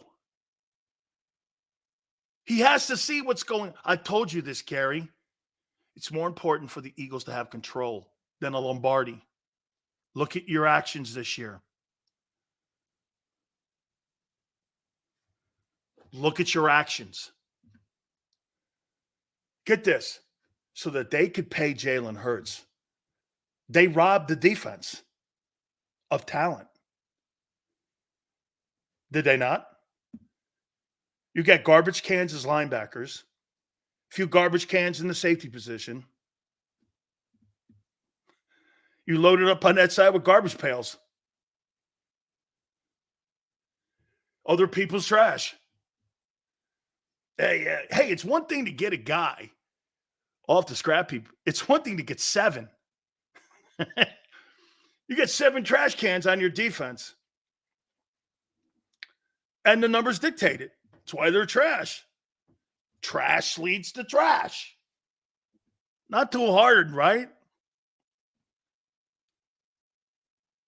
Oh, unless you see something different. Hey, how bad was Leonard Sills? Seth says he's done. Did he play? Hey, by the way, I got to do something here. Excuse me. Oh, yeah, I'd like to have a missing persons report for Nolan Smith. Yeah, have you seen that guy? Yeah, because there were people really on the JAKIB network who thought this guy should be a top 10 pick. I said he's a second rounder. Mm-hmm. Yeah. You haven't seen him? Okay. I'll put an SOS out for him. Or maybe I'll do some smoke in the teepee. What happened to that guy? He played last night? Really? Oh, okay. I must have missed it. He looked pretty good last night. Let me get this. He looked pretty good on that 90-yard drive at the end of the game with Drew Lock. How about the greatness of Drew Lock out-dueling Jalen? Is that now like the second backup quarterback that has knocked your doors off this year? Zach Wilson and this dude. I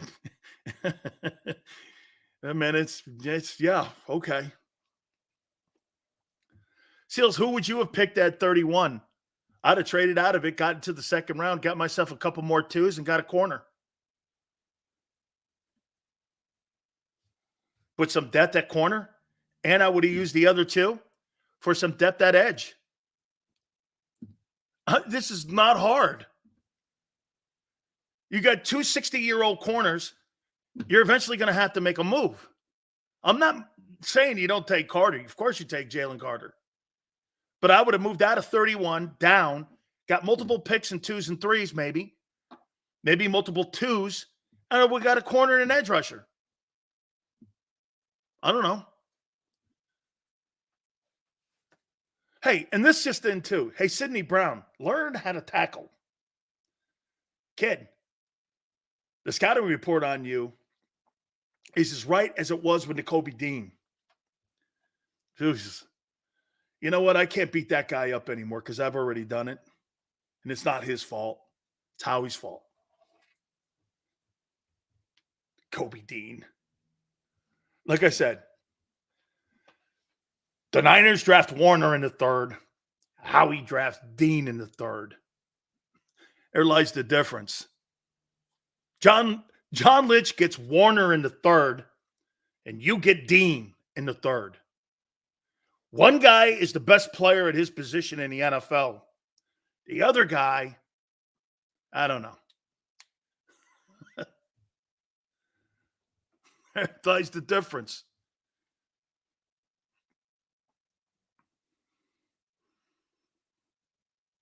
Okay? Sidney Brown's a liability.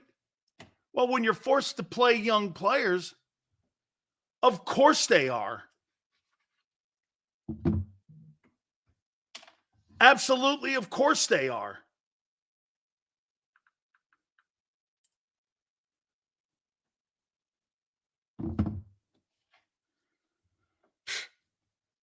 I got Darius Slay contacting me daily.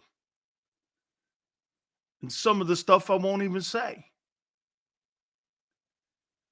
on what's going on over there.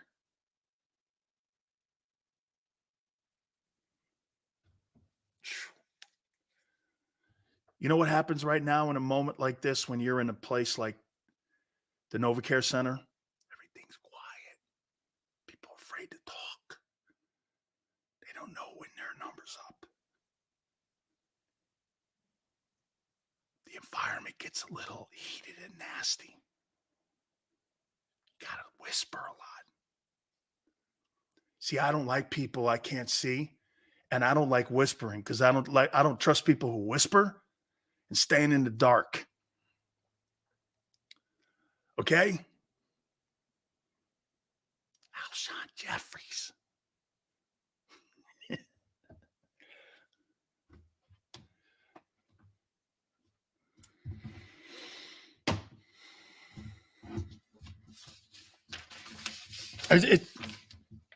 What to do next? What would you? I mean, what can you do?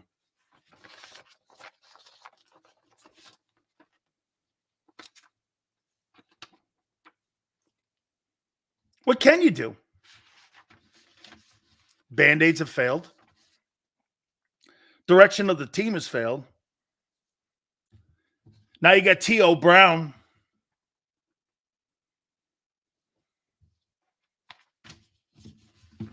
I want to make a comparison to you about something. How many people think that Jalen Hurts is going to get back to a Super Bowl? Callie Green, Sills doesn't have the answers. That's okay. Neither does Howie or Lori. So, well, okay. No, I don't have the answers because I don't believe there is an answer. Maybe that is it. There is no answer. You're who you are. An answer for what? What do you do? There is no answer.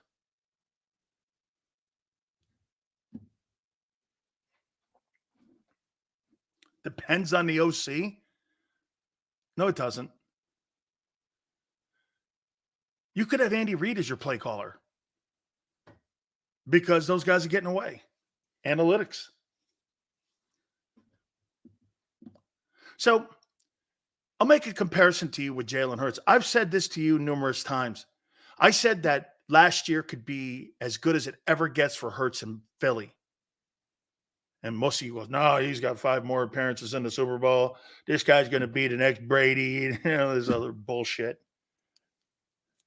Funny, Dan Marino got to 1 Super Bowl early in his career, never went back. I think he got to 1 AFC title game. A few years later, never went back ever again. Never went back again.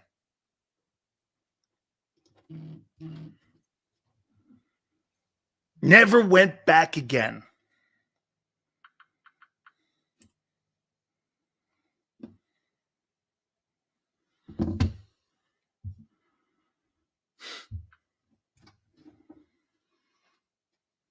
Ever went back again.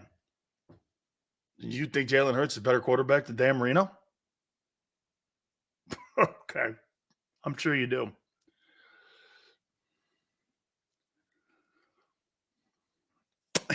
He may never get to that point again.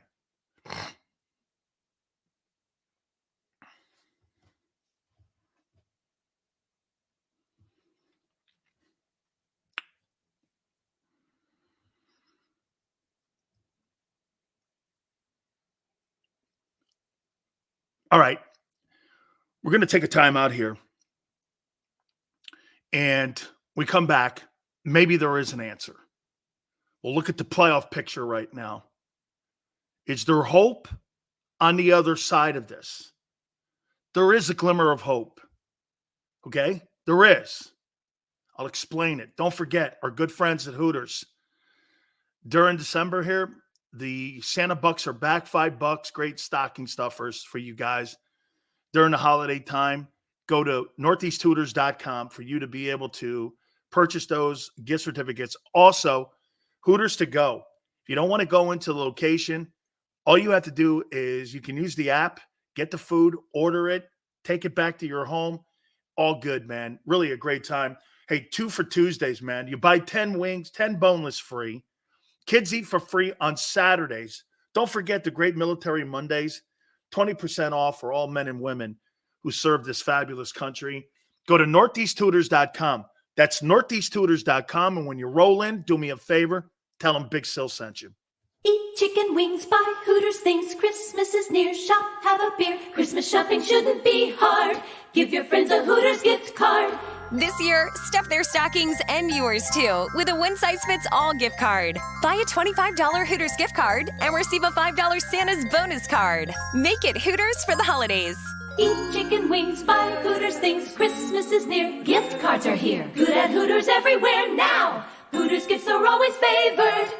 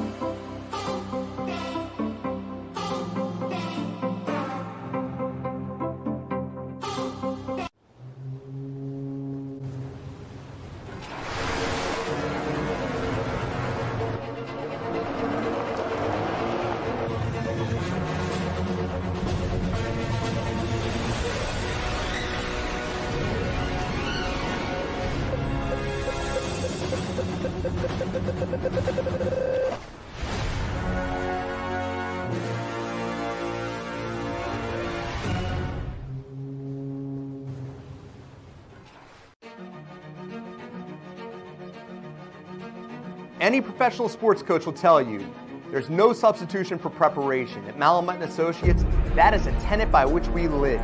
We prepare from day one for victory. Anything less is not acceptable.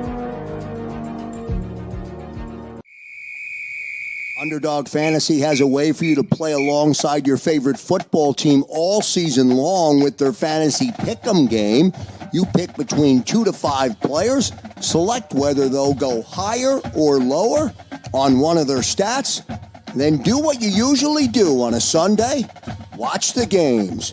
You can win up to 20 times your money in a single game by going 5 for 5. It's a fantasy game, and the Sports Betting Show wants you to get involved. Go to UnderdogFantasy.com. When you sign up, use the promo code WIN, and Underdog will double your first deposit up to $100. That's UnderdogFantasy.com. Use the promo code WIN.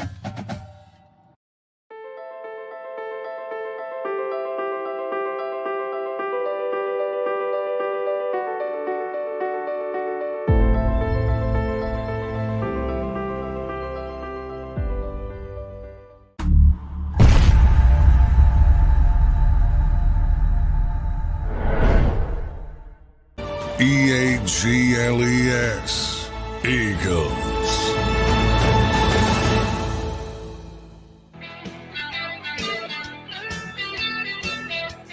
Real quick before I jump back on Hurts here again, and also take a look at the playoff picture and hope. Micah Parsons, this dude is so soft. It's unbelievable. What an absolute worm. I can't believe everybody gets on me. You know, they're waiting for us to lose. They're waiting for us to lose. Every time something, you sucked. You got ran over. And when you call yourself LT, you're going to be scrutinized, kid. Sack up. Sack up. You're the one that was touting yourself as a defensive player of the year at the beginning of the year. And when you suck, sack up. I mean, seriously, guy. Everybody's waiting for us to lose. God, you can't be he has to be the most sensitive guy in the NFL. Honest to God. I thought T.O. Brown for the Eagles was. This guy here is even softer. He's as soft as his run defense is. I mean, you got ran over, kid. You had no tackles. You had nothing. They killed you. I can't believe it. Dude, what a Jesus. Myles Garrett is by far. Shit, you could even go Khalil Mack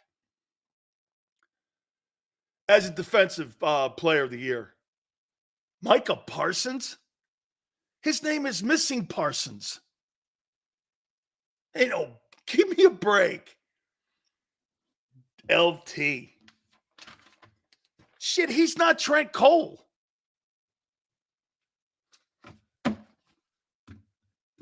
I mean it, man. I can't believe it. Everybody's waiting for us to lose. No, you didn't lose. You got killed. But get this. Think about this. You didn't just get killed.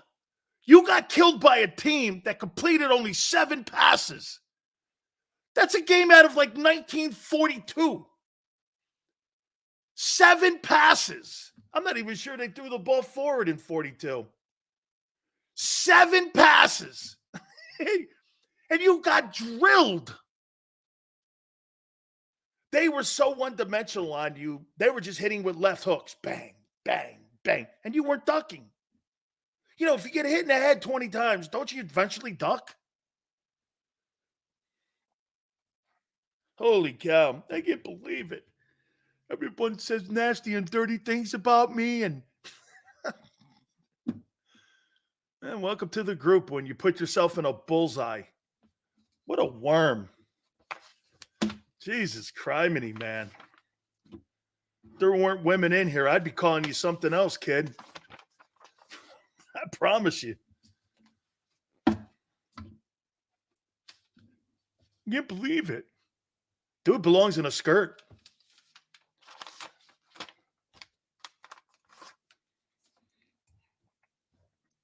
can't believe it. Big Bad Dan, block him. I went at him, said he was soft, and he got mad at me. He did. He told me, "You're a cowboy too." And I said, "Not really, but kind of." Anyway, how many people are okay with Jalen Hurts calling out his team publicly right after the game? He started with himself, so this wasn't singling out anybody. How many people are okay with this?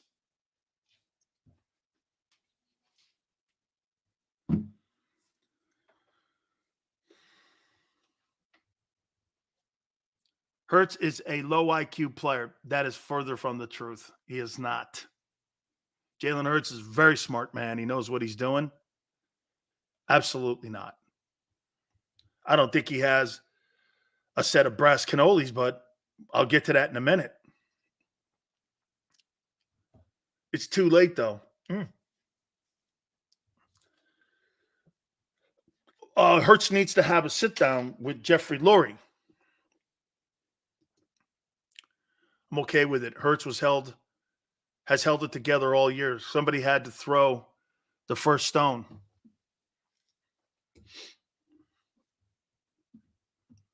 Week 15?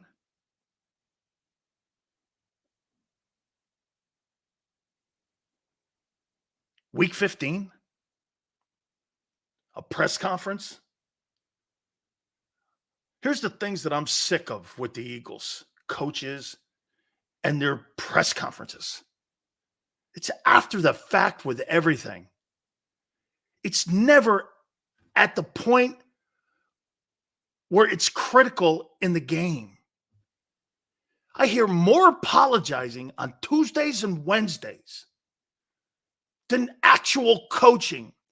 I hear excuses after every single. Dude, I need you to bitch at people on the sidelines. Sit your ass down. Not being a politician.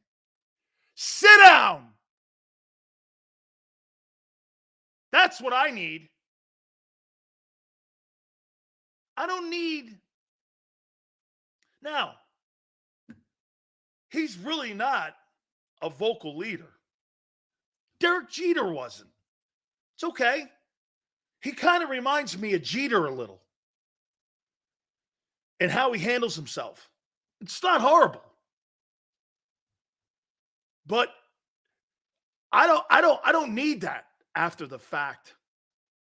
Like Jalen, when you see a shitty play call coming in, why don't you have the balls to audible out of it? Why are you throwing to Queasy Watkins? Audible out of it. Do you know what the most quarterbacks do that have shit? He's built up autonomy. He's got 50 million reasons that he has the autonomy in the building that he can audible out of anything. Why wouldn't you audible out of that? I'm not throwing to him. I don't trust him. You know why I don't trust him? There's a better chance that there'll be a tip that he won't fight for. That'll be a pick. So I'm going somewhere else. Brady would never go to that guy. Any quarterback worth his salt wouldn't go to that guy because you can't trust him. But you do. Why? Because you're told to. I need him to be more of a leader. That's a step. Oh, there's no doubt. And I agree with Xander. They're 10-4 because of him. Only reason. And the defenses have caught up with him now. And all, because see, Jalen, you know what? Here's what happened. Here's the offense that Steichen. Here's the offense that Shane Steichen built. Okay, I feel you, Seals. Trust me. When Brady yells on the sidelines, it's passion and commitment. If someone else does it, they're a cancer and a poor leader. But I feel you. I believe me. Believe me, I do. Here. This is what happened with Hurts.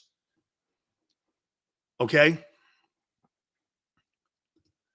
This is what happens. Actually, that's tone. This is what happened when you put the offense in with Shane. Both guys getting better. Both guys getting better. Both guys getting better. Offense is developing. Shane leaves. Jalen's continuing that rise. Jalen's continuing that rise. Jalen's continuing that rise. The offense is becoming more predictable. Not adding any emotion. Not adding anything to it. It's continuing to go like this. Well, once that gap is right there like that, and the quarterback doesn't have a system around him to help him develop, that gap, they're going to close it with defense. Jalen was outperforming the evolving of the offensive skill that they were trying to do when it came to the system, and he outgrew it so fast that they didn't have an offense that was evolving quick enough for him. That's more notable now than ever on what Steichen's doing in Indianapolis. Okay? Both guys were evolving. Shane's still evolving. Shane Steichen's evolving as a pretty damn good-looking head coach in Indianapolis. Both guys. Well, when he left, the offense stagnated. And Jalen was just on a supersonic trajectory. But what happens when you're not evolving a system around him? You're going to have a catastrophic fall once they catch you. Dude, you got guys sitting on their couch picking the next play. I mean, am I right? Tone and I have talked about this. After the 2-5, Shane Steichen had some sort of look at Steichen's record since he took over the play calling, and what he's doing now. What's his record? They're 8-6. Shane Steichen's lost 9 games in 2 years.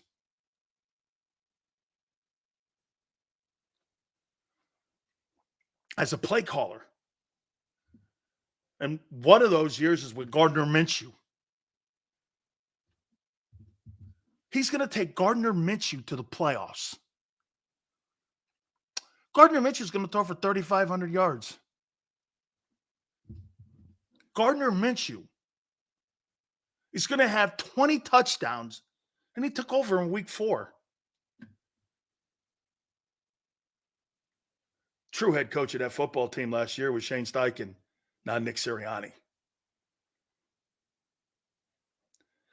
Jalen Hurts should write Shane Steichen a check every month for what he did for him. He should write him a check. Nick's hurting him. It's totally what's happened here. Here. Has that offense evolved since 21? What's evolved more? Hurts. Has the offense? No. Pretty much same shit.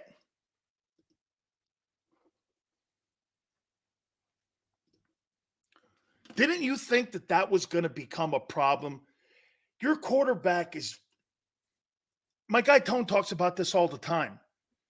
Dude, the trajectory that he was on this like a Saturn rocket. And the offense was hanging right there with him. Everything was going. Coordinator leaves. Offense stagnates.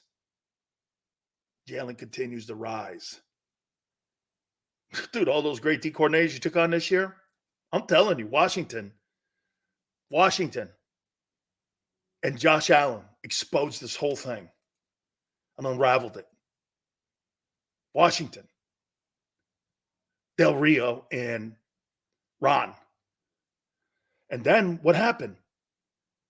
Jalen started going down. Then the turnovers came. Offense. And now he's back to the 21 offense.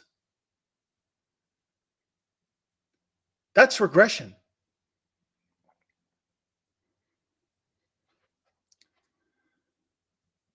This is the 21 offense. And what happened in 21? Nick Sirianni had control of the play calling. The only successful play you have in your playbook right now is your tush push. That's it. And the slant. The rest of it, Tom Brady had a career on dump-offs to the tune of 7 Super Bowls.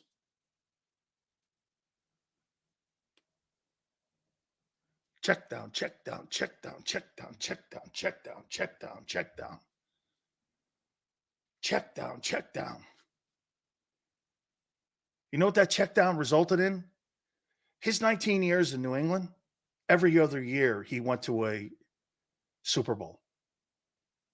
Never be seen again. He's like the Bill Russell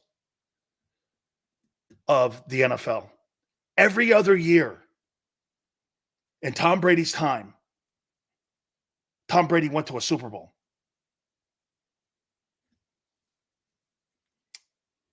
Check down, check down, check down, check down. Work for him. High percentage passes. That's what they're doing with Allen in Buffalo right now. Check down, check down. Joe Brady's doing check downs with him. You don't have to throw but 15 passes to beat a team. Dude, do you know what that guy did? Think about something here. Do you know what that guy did for Josh Allen this past weekend by beating Dallas? Think about it. What did he do as a coordinator that they're not doing with Hurts? He built equity up with Josh Allen by going, you threw 15 passes and you blew a team out. We don't have to have 45 passes. How far do you think that's going to go with Josh Allen now as he reads a game plan and has confidence in Joe Brady with a game plan? I had 7 completions. I had 7 completions and we put 31 points up. What do you think that does for a confidence of a quarterback? You think that he's going to have less confidence or more? The quarterback draw on 3rd and 24. Howie Roseman and Laurie are so obsessed with being this high-power passing offense, they're ignoring the ebbs and flows of a football game. Yeah, they're taking the feel of the game out. This is tone. Every game isn't built to be a damn shootout. You don't have to have 35-plus completions. That was on display, Dallas-Buffalo. Dude, the first thing I thought about was when Allen and them closed that up against Dallas, I said, man, that guy is going to take off. Don't let Buffalo get in the postseason. They could win it. They could win it now.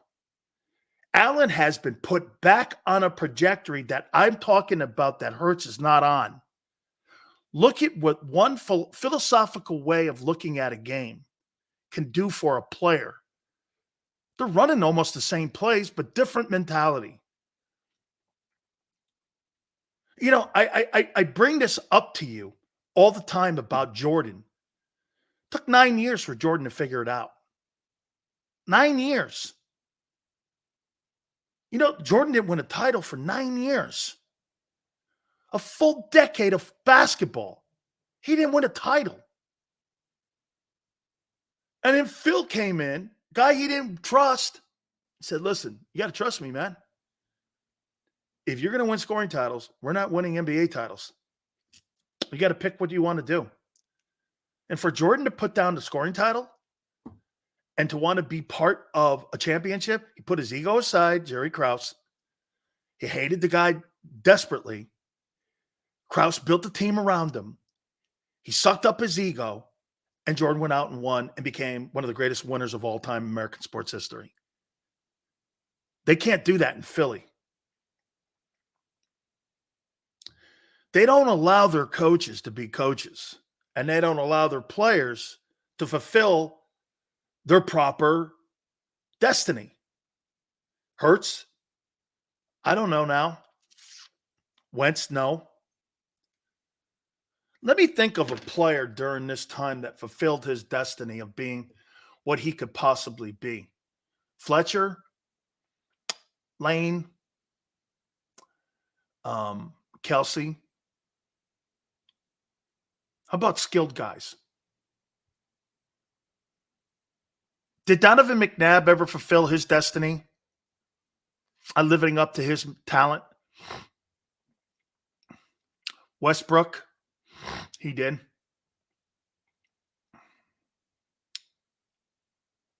How about offense? Let's stick on the offense. Offense.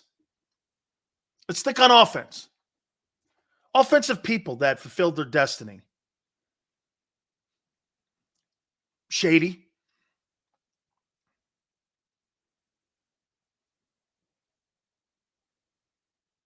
Zach Ertz.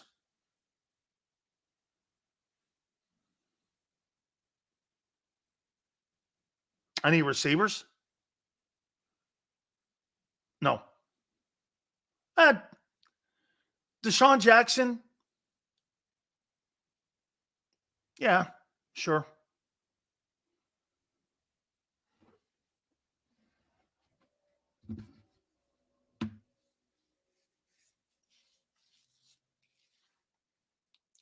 Let's see how many Hall of Fame offensive people that you've drafted that are skilled guys since 2000.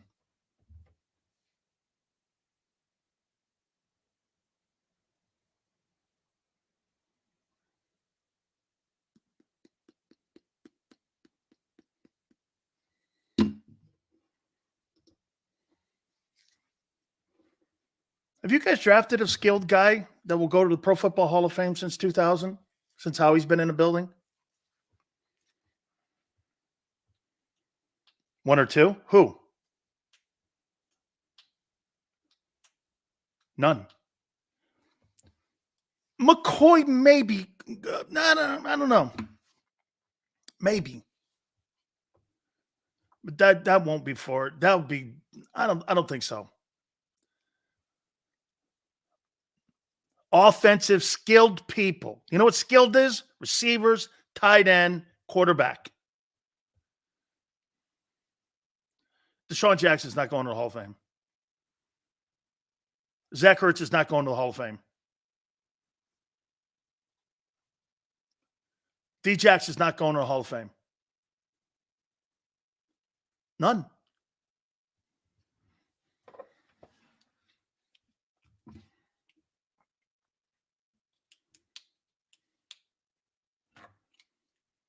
None. Westbrook's not going to the Hall of Fame. Those are very good players, by the way.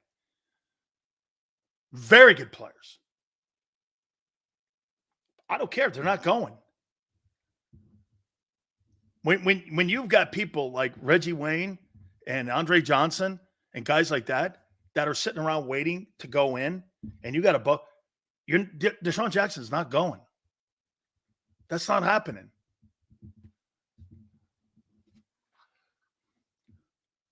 Okay? It's not. You don't really, you draft some really nice players, some really good players. Nobody exceptional.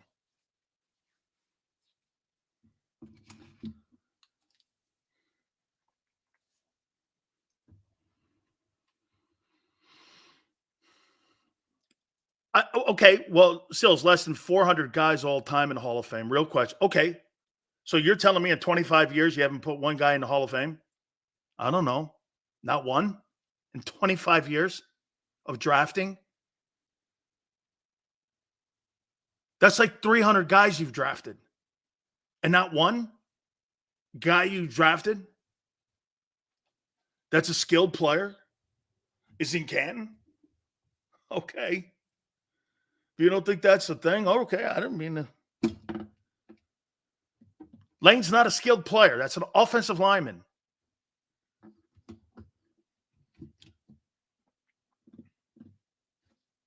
All right. Angelo Cataldi's going to join us at 4:30 Eastern. I'm going to take a time out here. We're going to take a look at the playoff picture before we get Angelo on with us here. I can't wait to hear. He predicted this. He said there'd be 3 straight losses. And we'll talk to our friend. We'll get his take here. We'll talk about his book here, how well it's doing. I can't wait to hear the WIP legend. Don't forget, my good friends, we are here in the month of December. Santa bonus bucks, $5. Great stocking stuffers here for you guys. The 2024 Hooter calendars are out. $100 coupons are inside the calendar. Go to HootersToGo.com. That's HootersToGo.com. It is Tuesday. Buy 10 wings, get 10 boneless free. Don't forget, kids eat for free on Saturdays. Happy hours Monday through Friday, 4 to 6. 6 items, $6. That's NortheastHooters.com. NortheastHooters.com. Do me a favor. When you roll in, tell them Big Sil sent you. Eat chicken wings, buy Hooters things. Christmas is near. Shop, have a beer. Christmas shopping shouldn't be hard. Give your friends a Hooters gift card. This year, stuff their stockings and yours too with a one-size-fits-all gift card. Buy a $25 Hooters gift card and receive a $5 Santa's bonus card. Make it Hooters for the holidays. Eat chicken wings, buy Hooters things. Christmas is near. Gift cards are here. Good at Hooters everywhere now. Hooters gifts are always favored.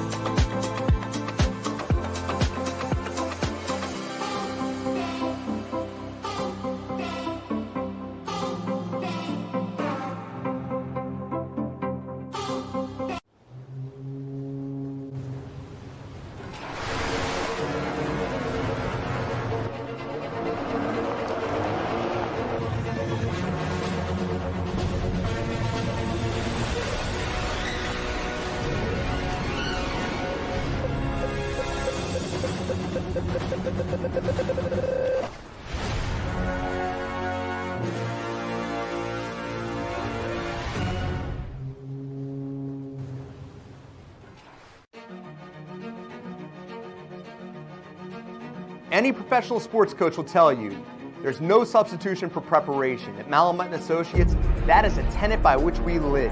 We prepare from day one for victory. Anything less is not acceptable.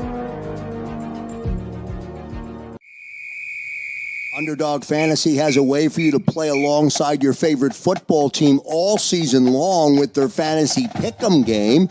You pick between 2 to 5 players, select whether they'll go higher or lower on one of their stats, then do what you usually do on a Sunday, watch the games.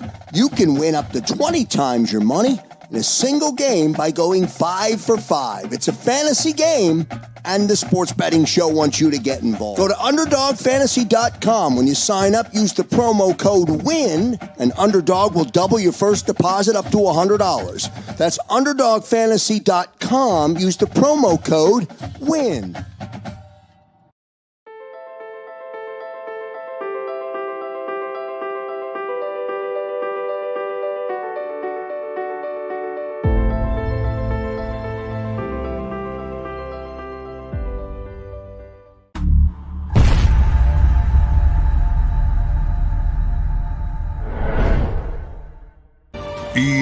EAGLES, Eagles.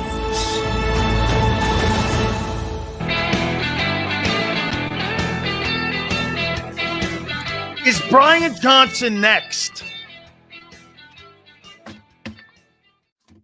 I say he is.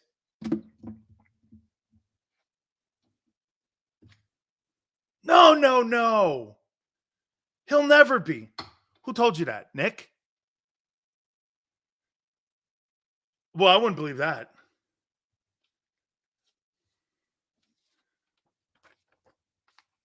No. Brian's safe.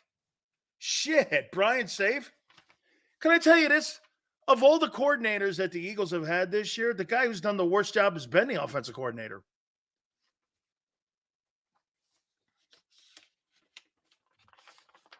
But that's Nick's boy. That's his side of the aisle. Remember something. You know how coaches get fired? What's the one thing that coaches get fired for? What would be the one thing besides all the other stupid, chaotic bullshit that Sirianni does? What would be the one thing that would get him fired? You guys have a clue?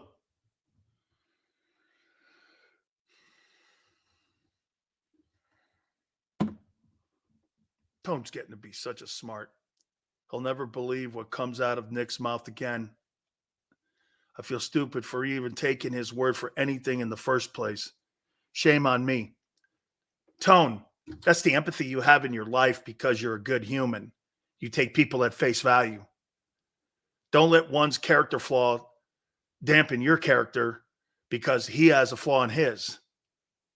That's not on you, dude.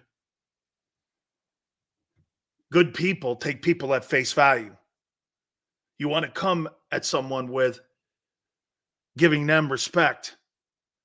Because if you're going to start a relationship with somebody or you're going to talk about somebody, you want to come from a place where it's face value. Hey, I don't know you from a can of paint.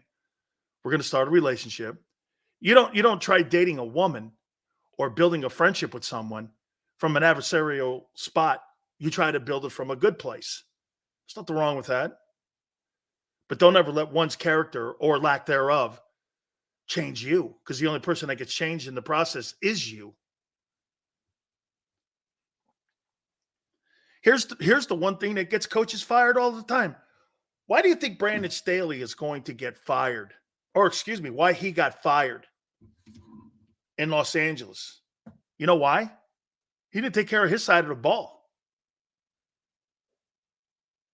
Your specialty and what you are known for can't be a train wreck. Look at Mike Tomlin. The Steelers are winning games. Why? Because they're great on defense. Well, they're not good on offense, but shit, Mike's taking care of the one side of the ball that he has expertise in. Okay. Organization has to help Mike. By the way, they're still kind of hanging in there. Okay? Every coach that's worth his salt is guys who take care of their side of the ball. You ain't got to worry about the defense. Defense is playing great. Okay, that's why Sean Payton is screaming at Russell Wilson. You know why? He needs a fall guy. So he's going to scream at a guy he can scream at to show that it's his fault, not his, because he makes all the money. And so he'll scream at him, knowing full well he can't do anything to him. He can't do anything to Russell Wilson because the Broncos have to pay him. Dude, you can call him an MFer, whatever you want to call him, and you can say whatever you want. You still got to pay him $50 million. At the end of the day, you scream and holler and have a tantrum with all you want. You direct deposit me every Tuesday. Go sit down.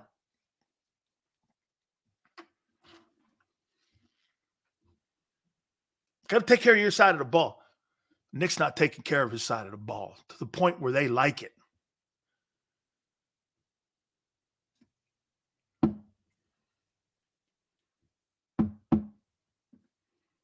So I'm telling you, the only thing that would be sold is what I said yesterday. How are you guys feeling about? What do you guys think? By the way, we're going to put Tone on at 5:30. His internet looks like it's going to allow him to jump on with us at 5:30. Angelo's going to join us in a couple minutes.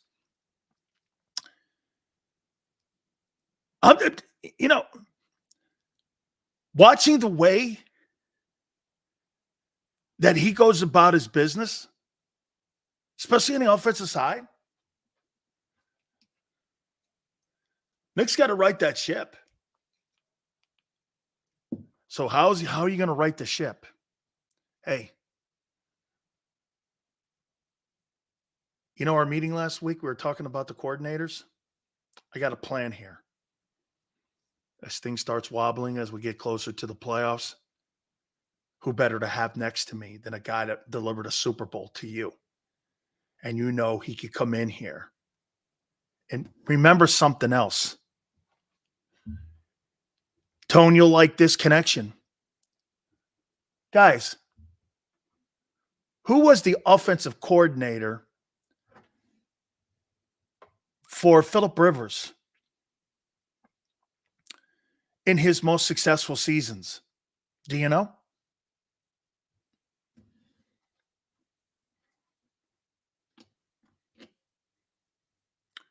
Who does Jalen Hurts watch game film on?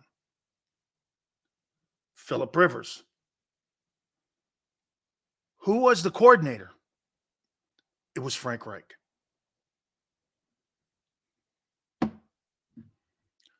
I was there. Frank Reich was the offensive coordinator in San Diego when Nick Sirianni was the wide receiver coach.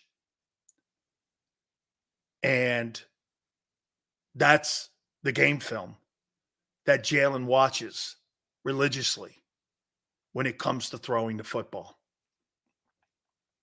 So, doesn't it make sense to bring in Jalen Hurts' favorite offensive coordinator?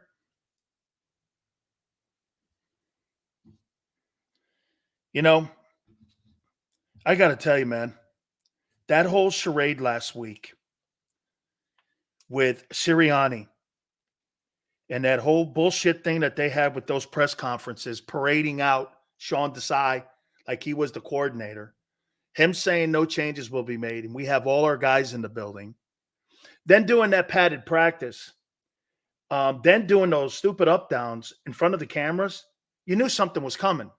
You just didn't realize that they would have complete chaos in the building.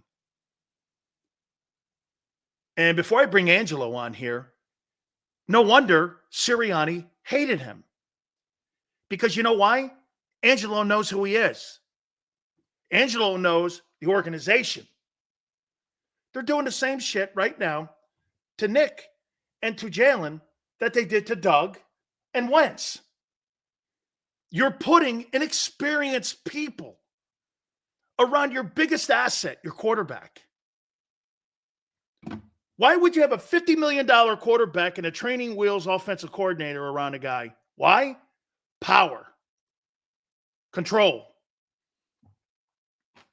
It's in the book. Okay? The more I read it, the more I understand how Angelo, I'll tell you what, man, he's one of the last of the dying breed, because I told you guys this too.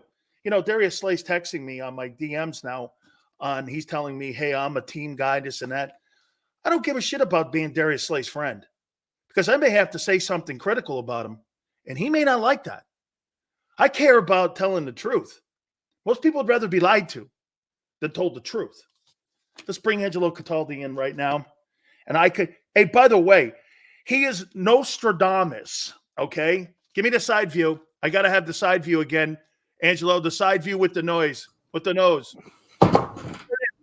There he is. Angelo Nostradamus. He said a 3-game losing. Can you hear me, Danny? Angelo, here you go right here, Angelo. How's the book doing? The book is doing great, and so are you. I don't even need to come on. You are speaking the truth all the way across the board. That whole debacle with the defensive coordinator, that wasn't Sirianni. It's never Sirianni. The only reason Doug Peterson's not here is he would not do the bidding of Jeff Lurie, the owner, and Howie Roseman, the general manager. This guy here, on Tuesday, I'll tell you, we don't have a problem with our defensive coordinator. And then the next day, he's setting up for the new guy, who, by the way, Matt Patricia, awful, not a good defensive coordinator. What do we got? We went from bad to worse. It's unbelievable. And I got one other thing, Danny, because I'm frustrated by people. I'm frustrated by hosts, not you, and others who want to talk a lot about the Eagles' offense, et cetera, and you have every right to. They're not playing well. But there was a minute 52 to play and 92 yards, and the Seattle Seahawks had a backup quarterback with one timeout, and he went right down the field. I mean, right down the field.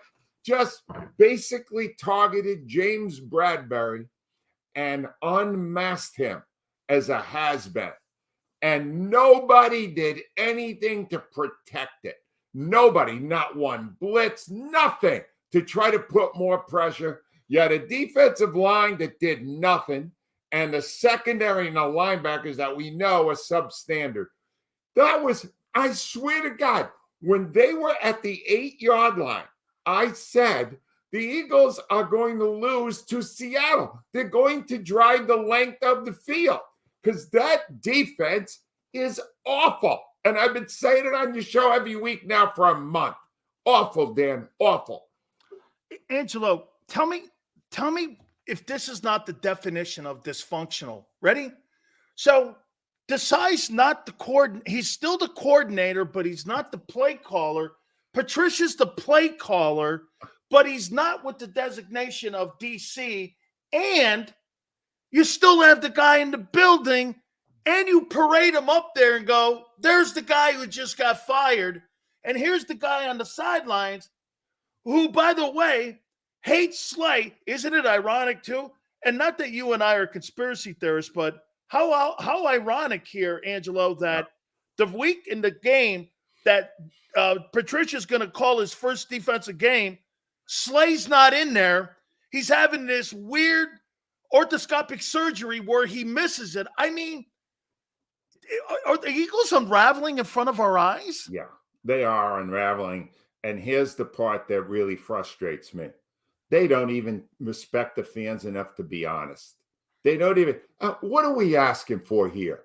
You're changing your defensive coordinators. Your defense has been bad this year. They're 32nd in the league. They've been 32nd for a while now. Yeah, that makes sense. Why do you have to make it seem like you didn't do it when you clearly did it? Why is there deception? And this, I can tell you this, Dan, I covered that team long enough. That comes from the very top. Oh, yes. That is Jeffrey Lurie. All right. Jeffrey Lurie does not respect the fan base enough to be honest with them. The only time he ever pokes his head out of the hole is when they won 4 in a row. You won't hear from him right now, I'll tell you that. But then when they've won something, he will pontificate on how you put together a brilliant organization. It's a load of crap. It's all a load of crap. Part of me, I'm so frustrated. I mean, I'm so upset. I knew it was going to happen. It did. But I want these fans to have something exciting for themselves on Christmas. And basically, the Eagles ruined Christmas. They ruined Christmas last night. Angelo, tell me this, man. You covering the team and people that you've worked with at the Inquirer and in the market. Help me on this with Bob Lang and these guys.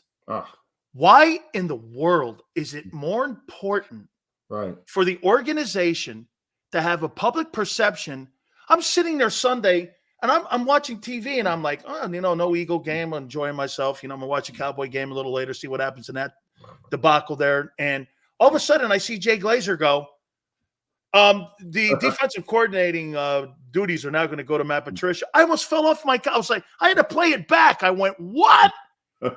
And what they did do, they disrespect the people who are on a beat every day covering that team.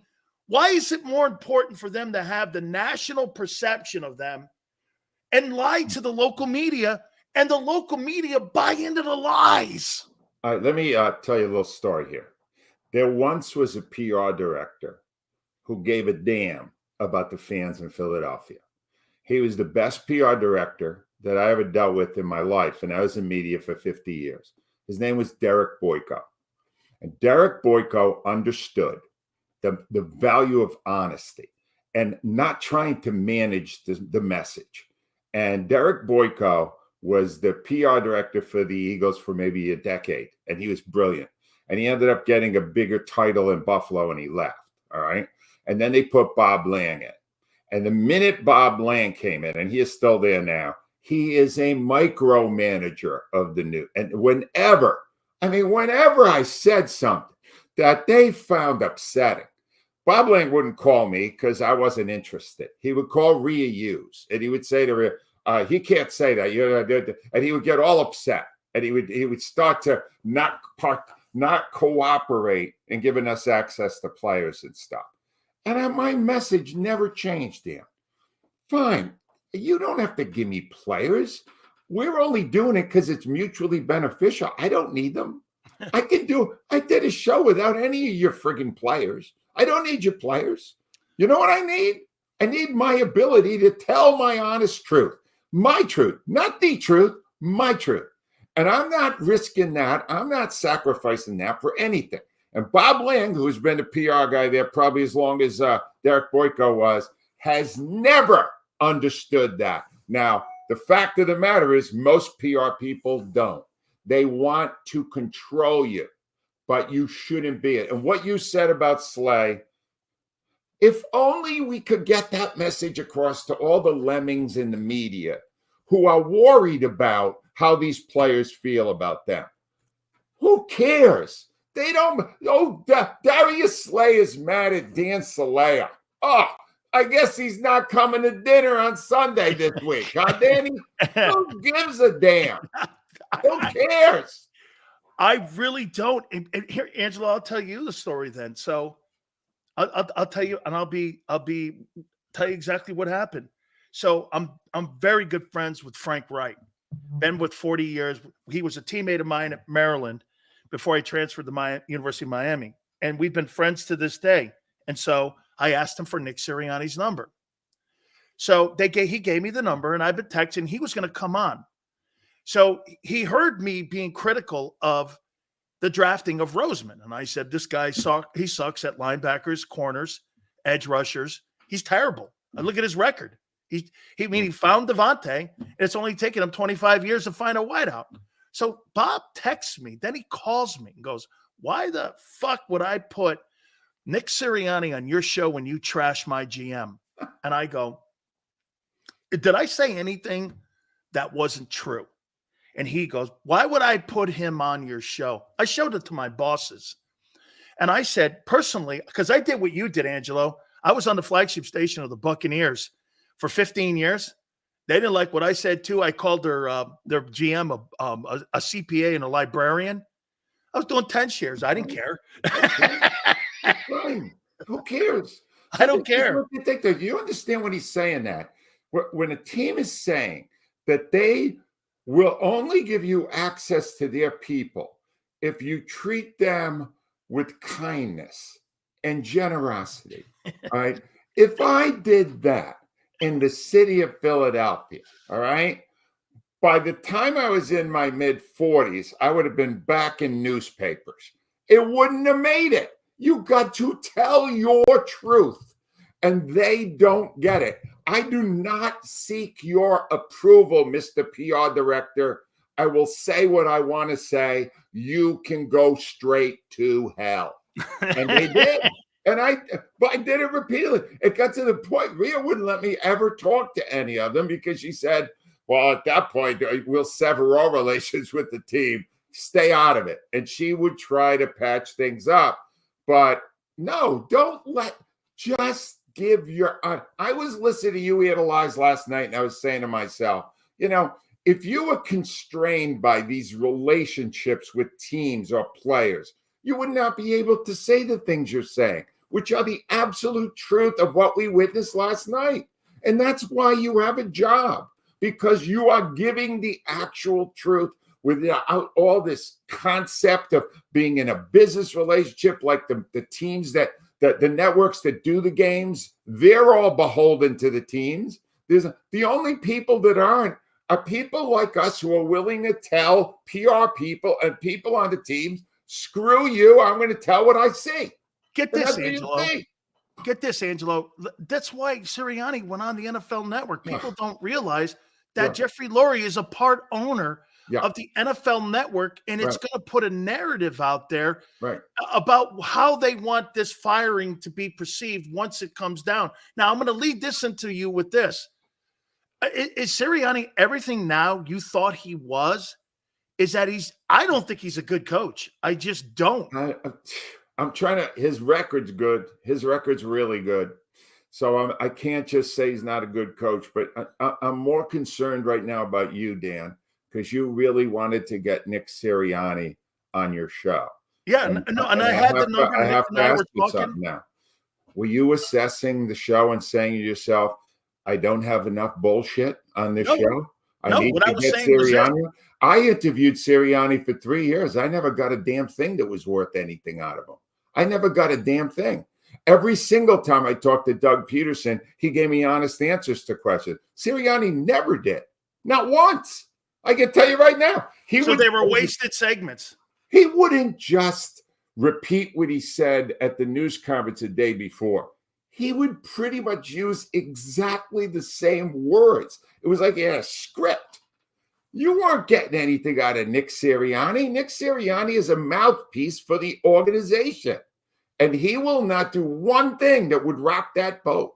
So you miss nothing by not getting Nick Sirianni on. Believe me, if you thought you were going to Goomba him, the 7 kids and all that stuff, no, wouldn't have worked.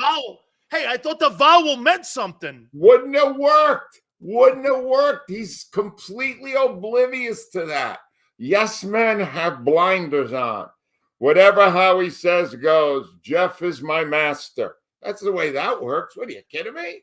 I have another conspiracy theory, and I got to ask you if you could go down and follow and think that maybe you could connect the dots here. Okay, so the first domino that went was Brian Johnson. Personally, I think Desai. Personally, I think Johnson's worse, but okay. Yeah, so they put an experience for whatever it is, and I agree with you.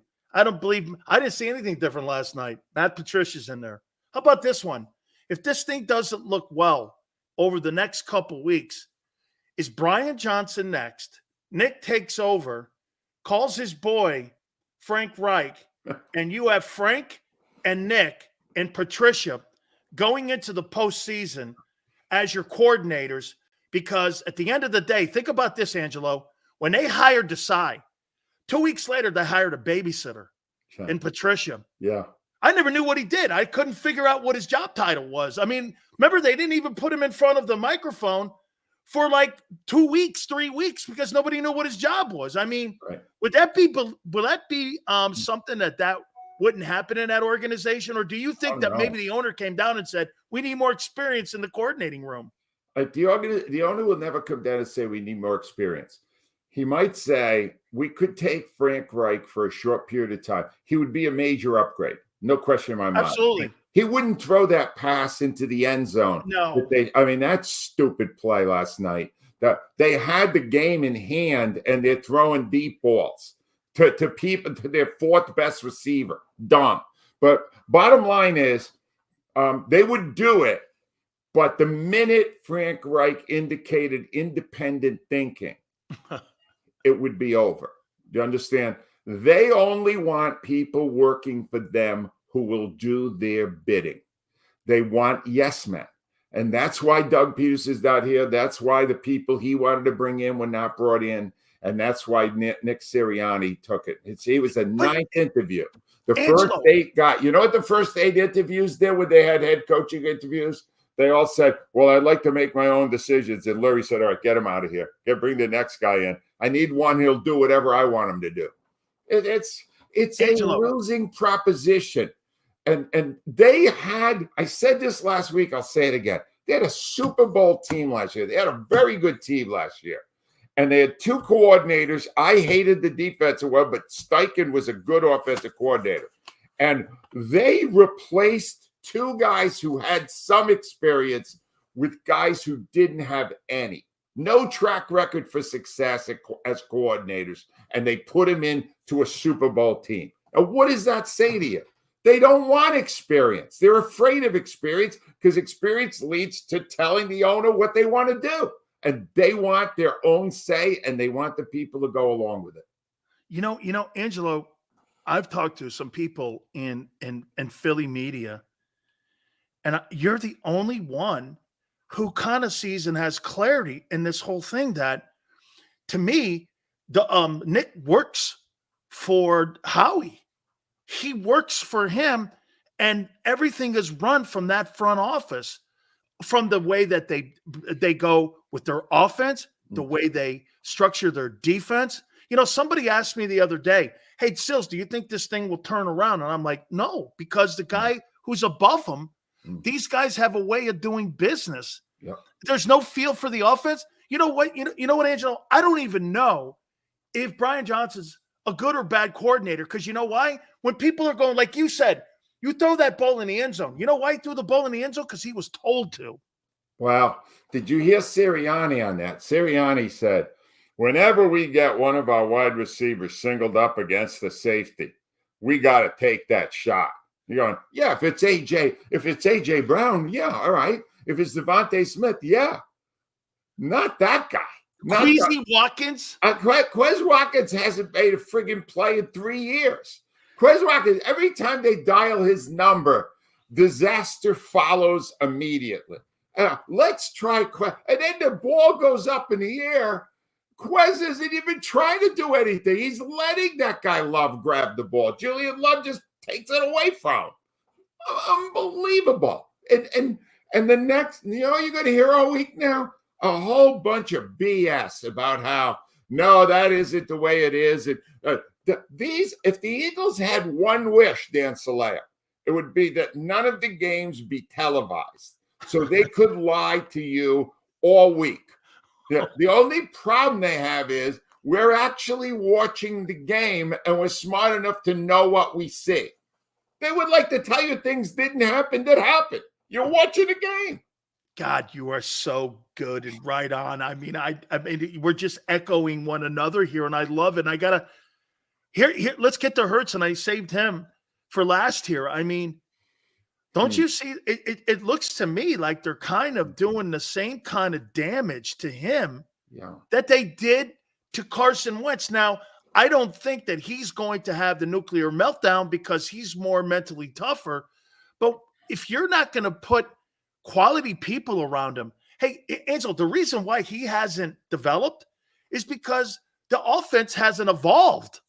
And when the offense doesn't evolve, when you put in that people, what happened was this. He carried that team, Angelo, as far as he could.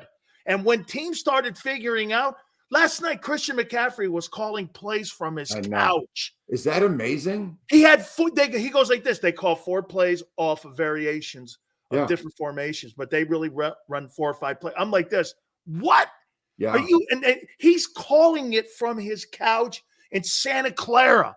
Yeah. And I'm going, that's amazing what I just heard there. And when I see that, this is why Hurts is this. He's doing a nosedive right now, Angelo, because they're not developing him because they're not evolving. Here's what I see, Dan. And I'm becoming part of a minority here in Philadelphia. I still love the guy. I love the talent. I love the intensity. I love the intelligence. I think it's all there for him. I think right now he's a victim of some really awful coaching. He carried the ball last night in the rain, coming off a serious illness that laid him up for 3 days, 13 times himself. All right. Now, a couple of those were the tush pushes and all those. But you want to give a guy who's your franchise quarterback that kind of abuse. That is malpractice as far as I'm concerned. Dial up some plays that are a little more inventive, a little different. Oh, they have the least amount of motion of any team in the NFL. Why? Because basically motion adds sophistication to what you're doing. The complexity. It's so basic. Christian McCaffrey can call the plays when they're at the line of scrimmage. What does that tell you? It tells you there's a coaching void here. There's a problem, a big problem. You should not be able to do that in the National Football League. If you are, then maybe they have to look at the whole organization to find out what's wrong. Somebody in there doesn't know what they're doing. And if it's not Sirianni, then it's the coordinators or it's somebody above them. They got this season. I said it last week. Let Nostradamus say this again. One and done. They're in and out of the playoffs in one game. I guarantee that. I'm guaranteeing it, Danny. One and done. And then man the lifeboats, because then they're going to have to deal with the fact that 10-1 was bogus. And what you're seeing now is what they are. How involved does the owner get in situations like this behind the scene? Very. When Doug Peterson was here, he met with the head coach every Tuesday and gave him feedback from the owner's box on what he was seeing. Whether you believe it or not, Oh, I do. Jeffrey Lurie thinks he is a football sage. He feels he has owned the team for so long that he has absorbed brilliance and that he would like to share it with the organization. So when they win, he will take full credit and he will pontificate on how you build a great organization. And when they lose, he's like the groundhog when he sees the shadow, pokes his head right back under the ground until things are better. I'm not a fan. I'm not a fan of him. Howie, I'm back and forth on. He's put together a decent roster, but they brought in a coach and a coaching staff that is not getting the most out of those players. Is it Howie or is it the owner or is it both? The owner. It's the owner first. Howie is a yes man to Jeff Lurie. Sirianni is a yes man to Lurie and Howie Roseman. There's there are levels of yes men. And that is not the way you build a great team. You need conflict. You need different opinions. You need to try different things. They don't do that in the Eagles, and they're paying for it right now. In your opinion, do they win the rest of their games on the way out the door? You got Giants twice this weekend, Giants. Then you got Kyler Murray in the middle there with Gannon in there. I don't know what that'll look like. And then you finish up in New York. They will finish 2-1. They will lose one of the games. Now, it could be that the final game, they've already clinched their spot. They can't move, in which case they'll use none of their regulars, and then they would lose the final game to the Giants. They're going to lose one of the three because that defense is so bad, even Tommy DeVito can eat them up. Tommy DeVito right now, and he does not have a chicken cutlet in front of him. He's looking at the tape, Danny, and he's drooling. Brian Dable, too. This is before the 7 fishes. He's looking, he's going, the 7 fishes on Christmas Eve, and then the 8th fish will be the Eagles, and I'll eat them on Christmas night. Okay, hang on here. We do we get a chance to get your presents on Monday then? Dan, I'm retired. I'm available all the time. Angelo, happy to do it. You know what? I have been saying this about this organization since I talked to Doug and Frank. And I got it. I want to tell you the story. So when Frank was like recommending Sirianni, Jeffrey Lurie called him. And then Frank told me, he told him this: don't ever say anything without mentioning the analytics team. And he said this. He goes, listen, on his interview, and I'm paraphrasing here, Angelo, this is the truth. Frank's been on our show 10 times. And he came on our program and said, yeah, Howie called me. No, first it was Jeffrey called him first on the trade for Carson. And then he recommended Nick for the job when they were talking to Lincoln Riley.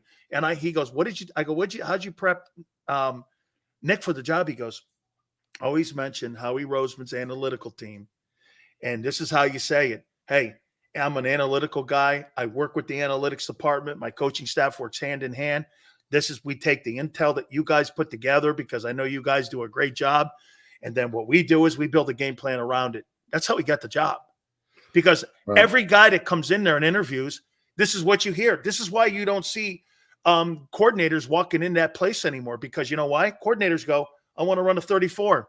I run a run of 43. No. That ain't happening with those guys. Hold on a minute. I have one follow-up question. Who's the head of the analytics department on the Eagles? Alec Hallaby. And who's with him? His classmate from Harvard? Yeah. Julian Lurie. Oh, yeah. Lurie. Lurie's son. Yeah. You do the math. Hello? Oh, no. I mean, those guys, and get this. I've never seen, and I've looked, and I've tried to look. Do you know that not one person's ever been fired from that analytics department? Oh, I'm sure. 14 years. But you guys fire a lot of coaches out of that place and demote guys in season when you're 10-3. You know what I would do if I was working with that analytic department today? I'd say, analytically, What are the odds if a team has the ball at the 8-yard line, a minute 52 to go, one timeout, and they're using their backup quarterback? What do the analytics suggest on who should win that game? And I guarantee it's like 95, 98%, whatever it is, right? And then they didn't win it. So maybe we should ask some questions. Maybe Absolutely. Hey, internally, maybe we ask a few questions. let me sneak one in on you here. How long do you, if this thing ends in a one and done like you're predicting, Nostradamus, if this does end in one, does that begin the lighting of this room for Nick? Do you think? It doesn't get him fired. You were the first one that brought this up. I heard you say this last week, Dan. If they were to do that, would the scrutiny go to Nick? Yes. Not now. He's got another year for sure. He made the Super Bowl last year. He's got absolutely. But do it again. Go downhill further. Go next year to 9-8, something like that. Sayonara. We'll find us a new yes man. Can I make a prediction to you? I would like to hear it, even though your nose is smaller. Okay. I think it's the camera view, but okay. Thank you very much. I'll say this to you. The way that these guys run their organization, it would not shock me. In 3 years, you're looking at another 4-11-1 team. Oh, I'm getting too old. I need another Super Bowl. What are you doing to me, Sileo? I need one more. I want a sequel to my book. Hey, am I wrong? No, you're not wrong. It's it doesn't. I don't have a good feeling about the direction of the organization, and it kills me because the fans in Philadelphia love the Eagles more than the Eagles would ever know. I'm with them. I've been with them on all these book signings. They all want me to write either Go Birds or Bleep Dallas on every one of the things. They love the Eagles. The Eagles are in their hearts, and they've got people running the organization who don't respect them. Just tell them the truth. Bacala, Scungil. Scungil. I got Scungil coming up on Christmas Eve. I've got Bacala. Let's see here. I know we're gonna have stuffed lobsters too. Ooh, that's nice. We'll have galamad. Yeah, smelts. Those Yeah, smelts. oh yeah. You gotta have the smelts. Oh yeah. We got that too. And see, white folks call it calamari. I call it galamad. So I mean, I love it. I love it. Folks, thank you. Go to my website. I mean, Angelo. You can order it on my website, angelocatali.com. I will get it to you before Christmas, but you should do it in the next 24 hours. Go to the website. And Dan, I'll see you next week when we may finally have a win. Cindy Webster is fantastic. That works with you too. She is. She is fantastic. By the way, do they lose Sunday or do they lose in New York? They win Sunday. Okay. They definitely win Sunday. I'm leaving open the Gannon return and the final game in New Jersey. Thank you, Angelo. Nostradamus has spoken. The great Angelo Cataldi. Thank you so much, Angelo. Absolutely fantastic. Make sure you order the book. We appreciate it. Hey, we're going to get our friend Tone on at 5:30. Look at that, Tone. Angelo Cataldi's the warm-up act for Tone. Okay? Tone, does it get any better than that? Right? Get any better than that? That's my paisan.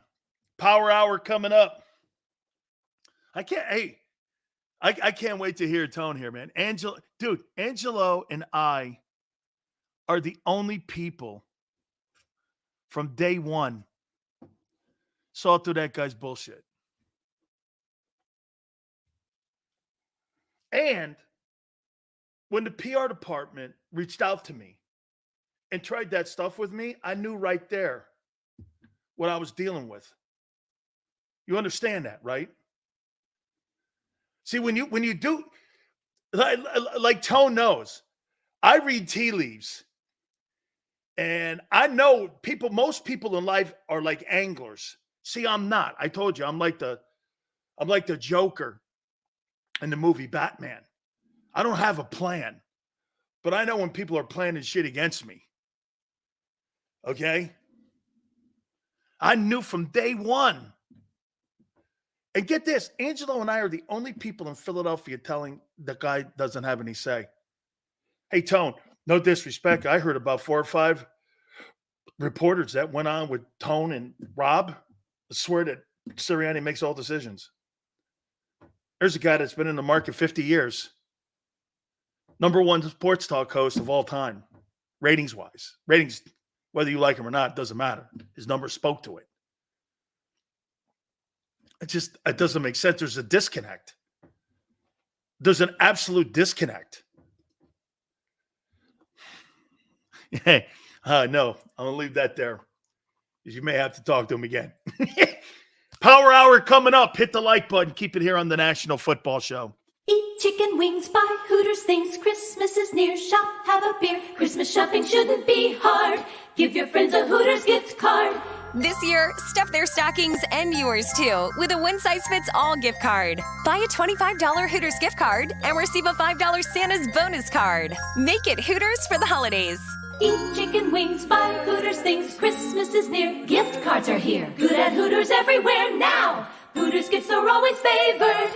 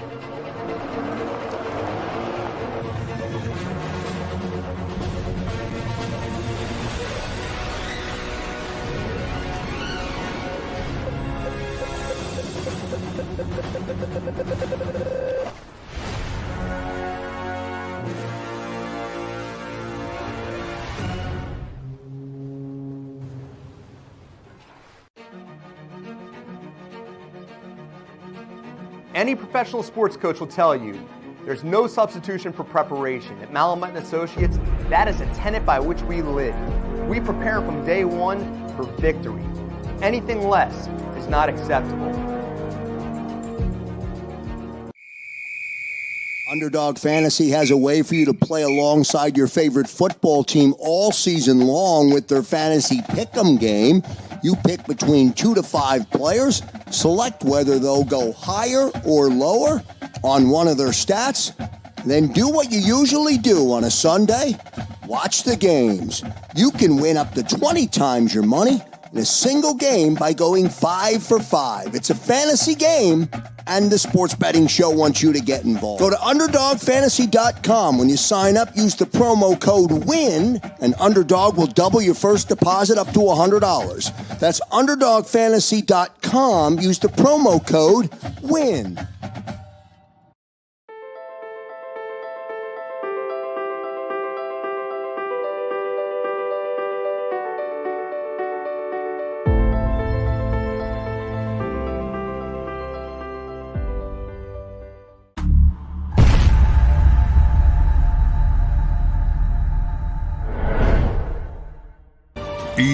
EAGLES, Eagles.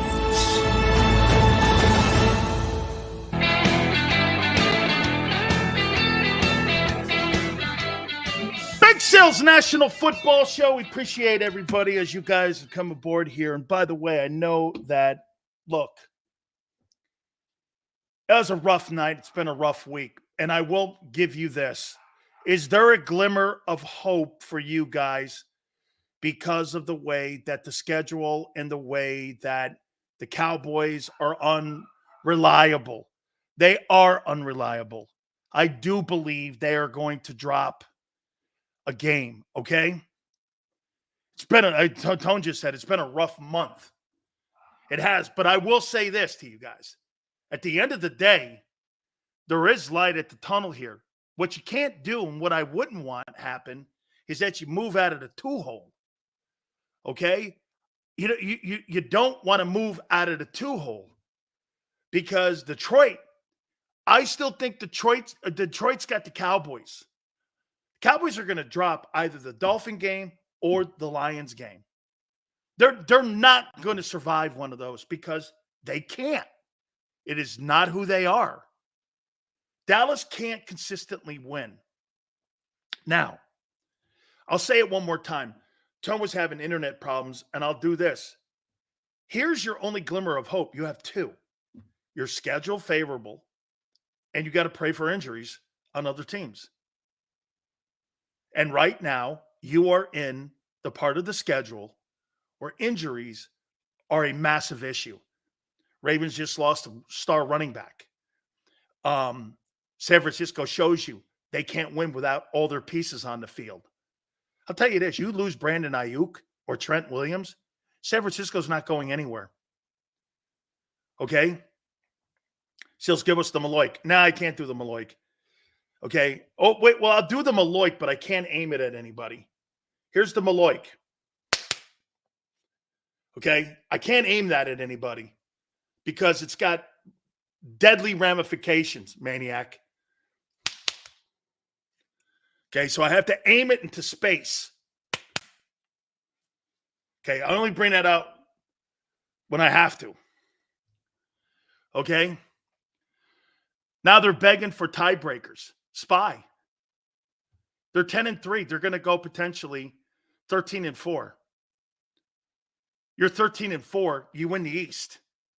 First team since 2011 to win the East. Back to back. And if you have injuries, because they can't fix anything. Remember something, too. When you won a Super Bowl in 2017, Howie didn't fix anything. Doug did. They got a backup quarterback ready. 2 experienced coordinators got a backup quarterback ready. You know why? They were backup quarterbacks, too. They knew how to handle Foles. And the team bought into him. They didn't buy into Howie. They bought into Doug. 80% Howie. 80% Doug. 20% Howie. For your 17 Super Bowl. Shit, it could be 90-10. 90, Doug. 10, Howie. You lose to the Giants. 95, Doug. 5, Howie. Howie Roseman had very little to do with that Super Bowl. Doug Peterson's the guy. Becoming more clear. You know why? That guy's not winning another Super Bowl the way he runs an organization. Look how close he got to winning it. He still couldn't help himself. Analytics. Then got the doorknobs coached off him in the second half by a guy he fired. Couldn't have been more poetic.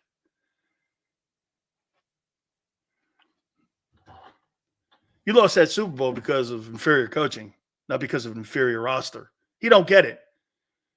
It's not about the pony. It's about the jockey. You got to have the jockey take you home. You could have the greatest racehorse on the planet. If you don't know where to go, what's the point? Because that's what it comes down to when my friend Tone and all those guys start talking about talent. Hey, talent takes you so far. The jockey takes you home. Coach. Never invest in the horse. Invest in the jockey because he'll take you home.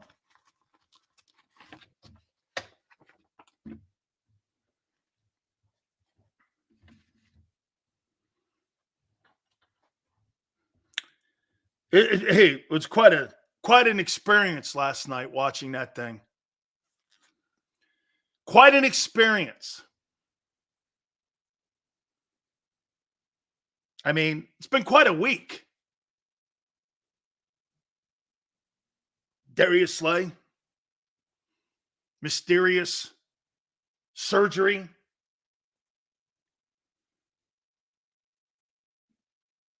Hurts. Illness. demotion of Desai, firing of Desai. I mean, that game last night was just an ending to a week. It was just an ending. Look at this here. Just look at this.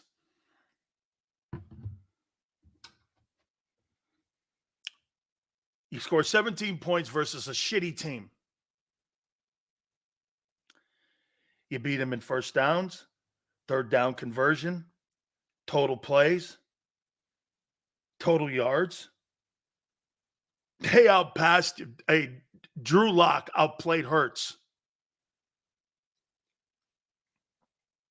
Hey, let me say this to you too.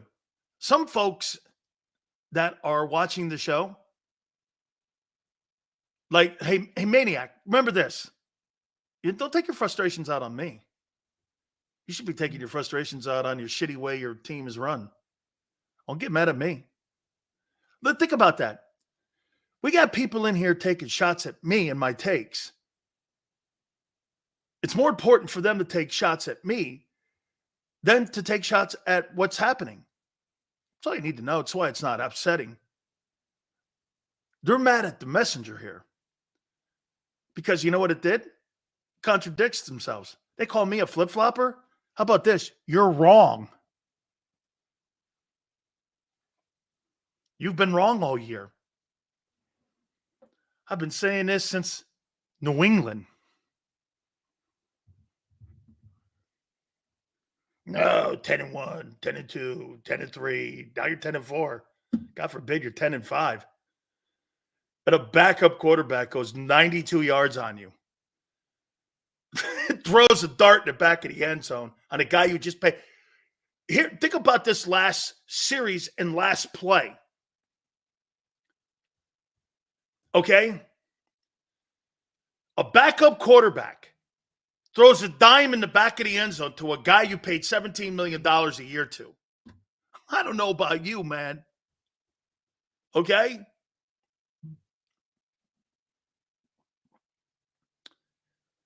Two picks. Outrushed him. More rushing attempts. Time of possession. How'd you lose this thing? Tone said Ringo would be barbecued. Now, y'all running when I call that out. Good job. You think Tone is rooting for Ringo to play poorly? You're glad when things like that go the other way as a host. You're not trying to, this is not about being right. Hey, dude, anybody who thinks that I'm happy about being right, that the defense sucks and that the organization is run chaotically behind the scenes, that's not what I'm doing here. I don't, when a player fails and you predict that, that's not a good feeling.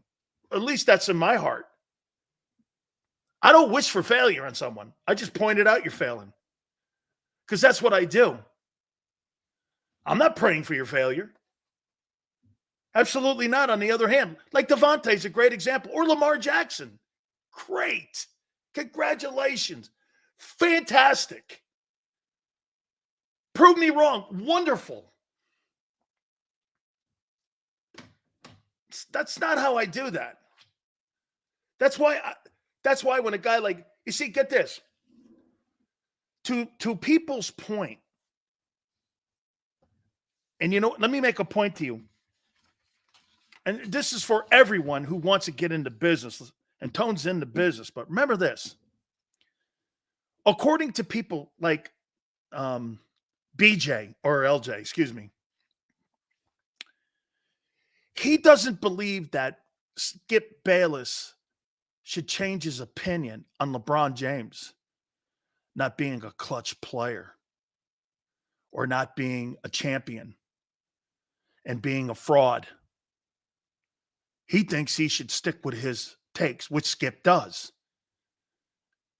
and doesn't change his opinion on LeBron. I find that fundamentally wrong. I think LeBron has proven to be the second greatest player in the history of the NBA. Maybe the third behind Kareem. But a person like LJ would want me to stick to my guns and still call LeBron a loser. He would call that flip-flopping. Even though the player got better and accomplished the things he accomplished, he has more respect for an opinion from Bayless, who sticks to those takes and drives those takes home, even though they're obnoxious and not true. That's how he looks at sports talk. I don't. I think a player can play himself into trouble and out of trouble. Again, I have opinions on what a player does today. If he gets better tomorrow, like look at here. So LJ's opinion is that Jalen Hurts is still an MVP candidate. And I shouldn't change that he has not played well. He hasn't thrown a touchdown in what, 4 or 5 games?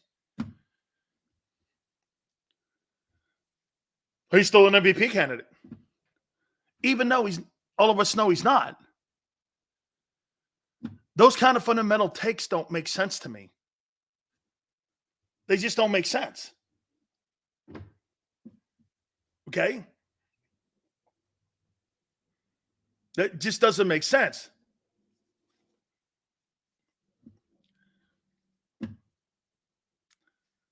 So that's how I look at it. Dude, you hope for people to play well. And then when they don't, like 99.9% of the people that are watching the show that are based in Philly flip-flop them Carson Wentz. But you know what you do? You'd rather lie that you didn't. I never liked him at all. I never thought he was a good player ever. I thought that guy was really the best. When, quite frankly, now that we know what's happened, Carson Wentz got no help from the Eagle organization. They helped. Hey, if they ran Doug out of town, they did the same to Wentz. Wentz just wasn't mentally tough enough to overcome it. See, Jalen's going to fight it. Maybe it started when he called people out. I got to tell you, that was probably the most uncomfortable Jalen Hurts I've ever seen. Because you know why? It's the first time he was negative about what was going on around him, and he's not comfortable in that role. So you give him a pass. That's Jalen Hurts' most uncomfortable moment in front of a mic. You know why? Because he doesn't know how to handle that yet. He will. That's part of being a young player. Remember what Boomer Esiason said? When you get the money, you got to learn how to play with the money. You're the only person I watch regularly for sports talk. Keep up the great work, Dan. Wish I could make it 1-6, but I won't be around. I got it. Okay? So, I mean, that was uncomfortable, but that's okay. Jalen Hurts was in an uncomfortable place in front of the microphone yesterday, or when he was asked the question. Yeah, yesterday, about the practice habits, people not fully committed. Probably poor choice of words. I find it hard to believe that anyone would walk into a locker room with Jason Kelce and Brandon Graham and somebody's dicking around in there and they're not taking it seriously. I find that hard to believe. Maybe what they're doing is they're not – personally, I think he was taking a shot at the preparation. And he wanted to put everyone in the room, and he put the players first. And then that's when he said this. And he came out and he goes like this. He mentioned practice. That's coaching. That's why I tune into your takes. Change, and you aren't hard-headed. Thank you very much, Shooter. Appreciate it. Okay? I mean, thank you, Shooter. Some of you get it. Most of you get it. Most of you like to hear your name called. I know that. Most people like to be stroked. You don't think I know that? So yeah, he was uncomfortable. He was uncomfortable.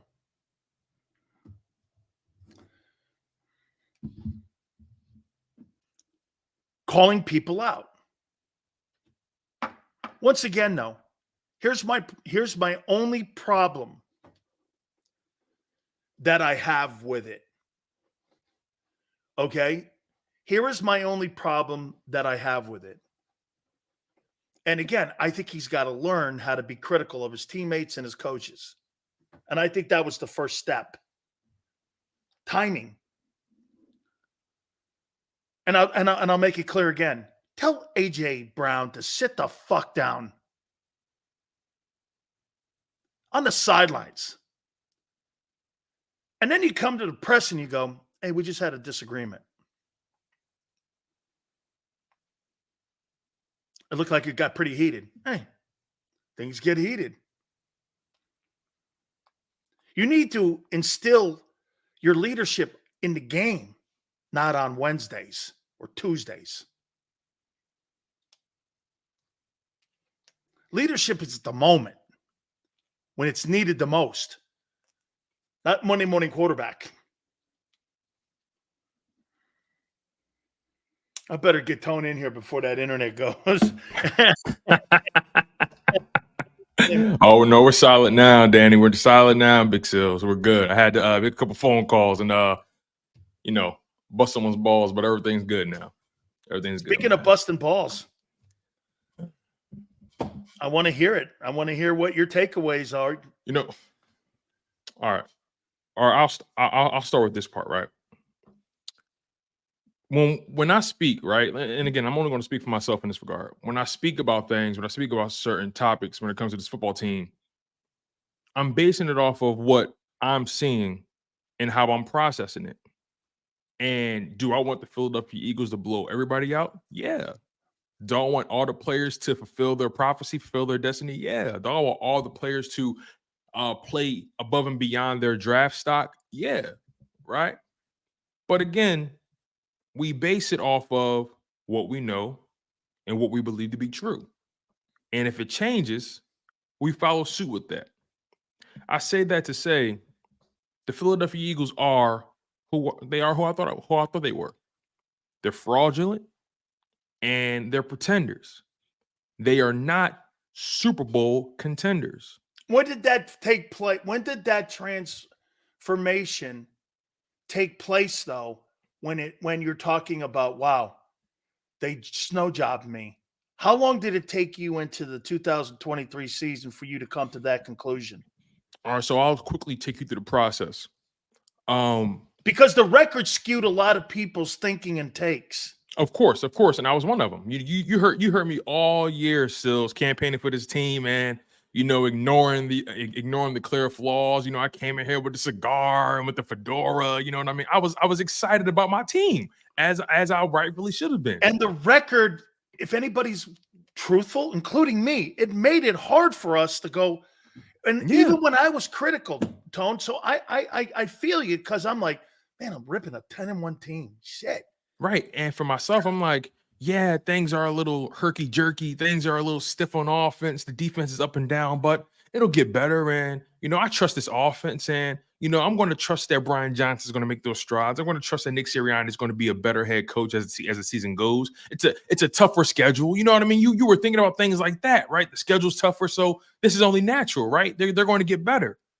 But then you come across the Chiefs game, and they come out so flat out of the bye, not being able to stop the run. But then they still come back and they win the game somehow, some way. So all is forgiven. Then the Bills game, they come out flat again. And they look like they're about to get mollywopped. But yet the late game heroics by Jalen Hurts comes to fruition. The defense makes a play. All is forgiven once again. But then the 49ers game. That was the moment I said to myself, we have real issues. Then the Cowboys game comes. And that's when I said to myself, we don't belong in the same conversation as those teams. And then the Seahawks game comes, and then I say, we don't belong in the playoffs. That's how I feel about this Philadelphia Eagles team. Take what you want with the Eagles fans, feel how you want to feel, but this is my truth. And the way I see it, the Philadelphia Eagles don't even belong in the playoffs. They don't deserve to be there. The Seahawks loss is more devastating than the Niners and It's Cowboys more loss. devastating than any loss they've experienced all year. I could care less about the Jets loss. Probably the most devastating loss since the Super Bowl. That Seattle Seahawks loss is so devastating because you were better than that team, top to bottom, front to back, and Pete Carroll did everything to give you that game. He wasted timeouts in the third quarter. He wasted a timeout and then gave the Eagles a chance to challenge a play, and then made them turn the incomplete passes to a sack. And they gave you so many opportunities to win the game. Jalen Hurts throws the first interception. Defense comes back and forces a 3-and-out. All you got to do is pretty much run the ball and run the clock down, and then you win the game. But no, that's not what happens. Eagles somehow, some way, turnover on downs. They got to punt the ball.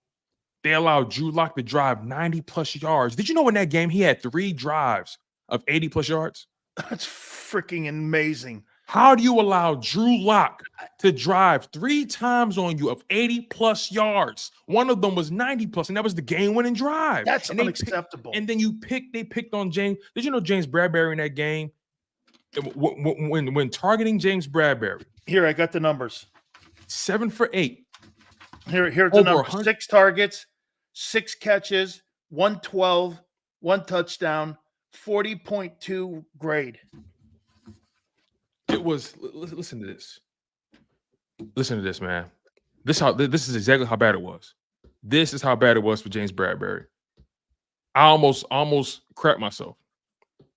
Yeah, you're right. Yep. 6 targets, 6 receptions, 112 reception yards, and a touchdown.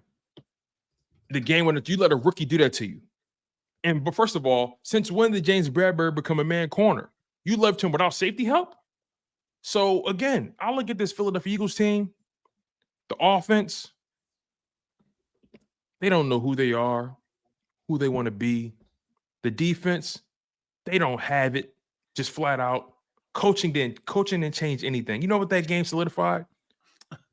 It was the personnel issues. It doesn't matter who the coordinator is. It's the personnel. Totally. And you said something really key earlier on, right? You said the number one reason coaches get fired is because they're not taking care of their side of the ball. Right? And that's how Dan Quinn got fired in Atlanta. That's how Brandon Staley got fired in San Diego. And Matt Nagy got fired in Chicago. Matt Nagy got fired in Chicago. When you're not taking care of your side of the ball, Nick, you put yourself at risk, Nick. You put the team at risk, Nick. So I asked, what's so funny? I asked Eagles fans earlier on Sports Take. I said to them, how many years do you guys honestly believe after this season? Sirianni's been here for 3 seasons so far. After this year, how many years do you guys believe he has left? You know how many people said 1? It's not 1. It's 2. Of course not. It's this year. It's this year. Next year, you'll be 9-8. And when they start losing more, they'll fire him. So beyond this year, you think he has 2 more years left in his organization? This year, counting one more. Then into the middle of the second year, he'll be fired. So you think he'll be fired midway through? Yes. See, I think he'll be fired. Did Chip. See, I think he'll be fired in the off season. So I think he has 2 years at the most beyond this. You think if Howie has a roster and that team starts out like it did, that 4-11-1, you think he'd roll through the tape with him at 4-11-1? Or he would fire him? Because remember something. You know why they let Doug go through the tape? He won a Super Bowl. Okay? I think if it depends on. He didn't win a Super Bowl, they'd have fired him mid-season. I think it depends on who's in the passenger seat. Who's the OC at that time? I think it depends on that as well.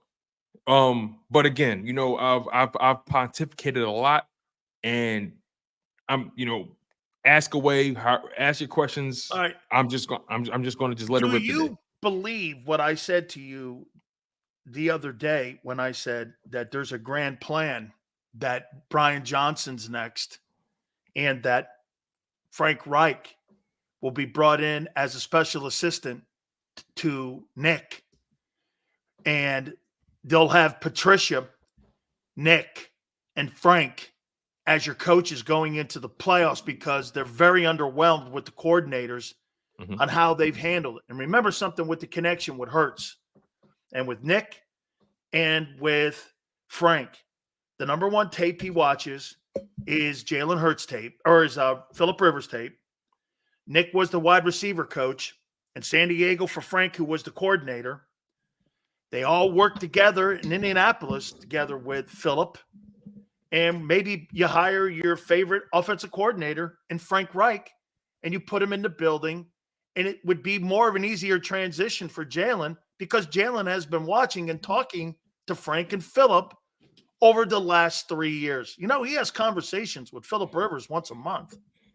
So, I mean, why not bring the guy in that he follows the blueprint on how you spread people out in the offensive passing? I mean, do you possibly see that could be? Because you can't tell me, Tone, you think they only talked about one side of the ball this past Wednesday. No, I don't believe that at all. As a matter of fact, to answer your initial question, do I believe Brian Johnson's on the clock? Absolutely. And I'm willing to bet if they throw up a goose egg against the New York Giants, even if they win, and look shitty. If they look shitty on offense, if they put up a 20-point game, I'll put it to you this way, if they don't put up 24 or more points against the New York Giants, if they don't put up 24 or more points and win, I'm willing to say he's fired. I'm willing to say that. I'm willing to say if Brian Johnson and that offense don't put up 24 or more points, they'll keep him in the building. Because that's what they do. You're right. They'll keep him in the building. They'll have him folding laundry in the back or something. I don't know. What is the side doing now? Getting coffee? They're gonna have him sharpening pencils or some shit. I don't know. Did you see Sean Desai last night? Do you give credit to Desai though, like Aikman and those guys? Because he did handle himself with professionalism. And you know what? There's a part of me that wants to be very respectful to Sean, because I would say this as a player who had him demoted. And if I was on that side of the ball and I felt responsible for that, and I would feel responsible, I would look at that as a sign of character on his part, but a lack of character. I would have less respect for my organization and more respect for Sean. I was actually about to say, did you see him last night? Because I did. They panned to him. I counted. I think they panned to him at minimum 4 times. Do you know how embarrassing what an embarrassing position they put that man in last night? And it's so funny. I'm paying attention to all the guys around him. I'm paying attention to him. He didn't look up, not once. He didn't say on the camera. He didn't say a single word. All the other guys, talking to my pieces, they're doing whatever they're doing, talking, marking stuff down. All you saw was him just on that little Microsoft Surface, writing stuff down, peek up a little bit. He didn't say a word through that microphone. Meanwhile, everyone else is active. Hey, this is what we're seeing. Da, da, da, you know what he was doing, right? You know what he was doing? He was giving Patricia down a distance so Matt could make the call in his ear. They have a connection down there. Somebody said something, so he would type it in, and I'm sure he had somebody that was a spotter for him up top that was conveying 3rd and 6, 3rd and 10, so that Matt could have that as they got the play in. So that's what he was doing. They relegated him to being a down and distance coach. But to answer your second That's question, completely disrespectful. I have a lot of respect for him. To be able to sit, because I'll be honest with you, if I would have thrown that fucking laptop and that desktop. I would have thrown that. If I was in those couldn't meetings, handle myself like that. You're not talking to me like that. If I was in those meetings, Sills, I would have straight up said, "Just fire me. Fire me. What am I here for? Fire me." I'm not having that. You think you're going to parade me on television like to fire me? Walk me to my office, give me a cardboard box, walk me to my car, take my key fob, fire me. Because there's no way in hell you're going to have me sitting on TV looking like an asshole. There's no way. I mean, it's parading for Howie. It's disrespectful. But that's a Roseman move. No coaching is right. Hey, Can you think of a GM who's done that before? When they fired Ken Dorsey not hanging around the coaching booth. Have you ever seen that before? I've never seen that. I've never seen that. I've seen position coaches moved into different roles, but I've never seen coordinators demoted, kept the title. There's a guy calling the plays who doesn't have the title, who's now on the sidelines, who hasn't been on the sidelines all year. I've never seen that. Listen, you know what I think too. Now I'm about to go real conspiracy on you. Okay, I love it. So I want you to follow me here, right? And you know we try our best not to make this show political. We try our best, but follow me here. Do you think Howie Roseman didn't fire Sean Desai because he knew that if he fired him, he would be firing the first Indian American defensive coordinator. Yes. Instead, he demoted him and moved him around. Yes. To show that he still had the job. Yes. Do you think that was present in his mind? Completely. Remember, PR is everything to this organization. You saw it last week. Absolutely. PR is everything. He didn't want to fire a minority. You didn't want to fire the first Indian American defensive coordinator in the NFL. You didn't want to fire him. You didn't have the balls. Absolutely. Absolutely. If he was white, he'd have canned him. Listen, I hate even looking at it like that. But I thought about it the moment it happened. So did I. I said, wow. The first they kept him on because he's a minority. They were afraid of the backlash of firing minority because you know why? The Rooney Rule and all the things how that rule is, to me, it's a charade. But at the end of the day, they parade that thing out all the time like it's a factor, and it's not. And remember something: there's not a lot of minority position coaches, right? And look, black DCs and OCs and head coaches get fired all the time. But the first Indian American to ever be a DC or to ever be a coordinator, he didn't want that smoke on his belt. He didn't want that. 100%. And again, this is me being conspiracy theory tone right now. No. But I want you guys to think on level 10 instead of level 8 or 9. Think just remember, you guys got to keep in mind, this isn't just a sport. This isn't just a kid's game. It's a TV show. This is a television show. These are corporations and organizations, multi-billion-dollar corporations with assets, with merchandise, with connections to major networks that with connections to major networks that dictate programming and how we process information. Hold on, Tone. Cody, no, I'm not saying Desai is privileged. I'm saying they use Desai you got to understand as a way of showing, hey, we don't believe in firing minority coaches. We believe in hiring him and elevating him. And so what they're doing is they're using his skin color. If as cover. Again, if he had the privilege, he would have kept the damn job. But again, hear me out on this, Eagles fans. Think about that. Your company hired the very first. Careful, Tone. You're out on a ledge now. I am. And you know what's so funny about this? Let me not say funny. For me personally, no, it is funny because it's being used that way. I have such an affinity for the Philadelphia Eagles. I've grown up loving this team since I could remember. My very first Eagles jersey was a Brian Westbrook jersey. I was born in '94, so I didn't start being able to understand the game until I was about 6 or 7 years old. That was the beginning of the Donovan McNabb era, in the B Westbrook and the B Doc era. So again, yes, I'm teetering on a ledge right now. I'm teetering. See, Tone, the reason that you went down that lane, and it's very simple. White people will never go down that lane because they don't have to deal with that. But when you see something like that, being an African-American minority and fighting for things, you know immediately when someone is using race as cover. And so that's your prism. That's how you see. That's the difference between you and most white people and how they see life. See, when I was in college, you see it through a different prism because you have to jump through one more hoop than a white guy does. See, a white guy's going to think you're full of shit. But you see, they don't walk in your shoes.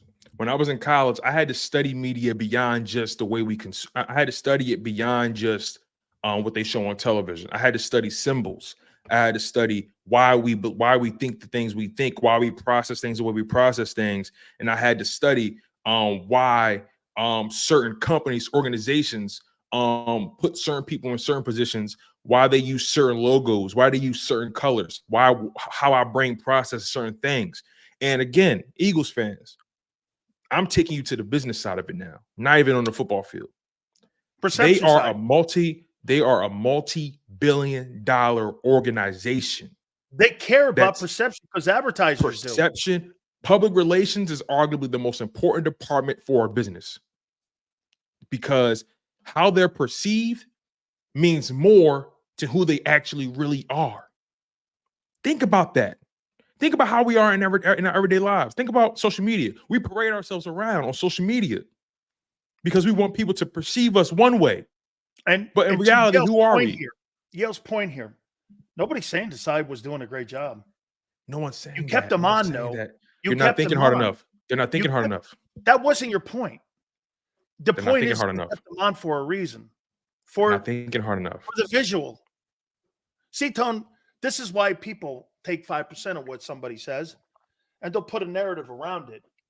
And they'll say whatever and they'll come up with something that's totally not true. And I've been a victim of this my entire career. It's okay. They're not thinking hard enough. It's okay.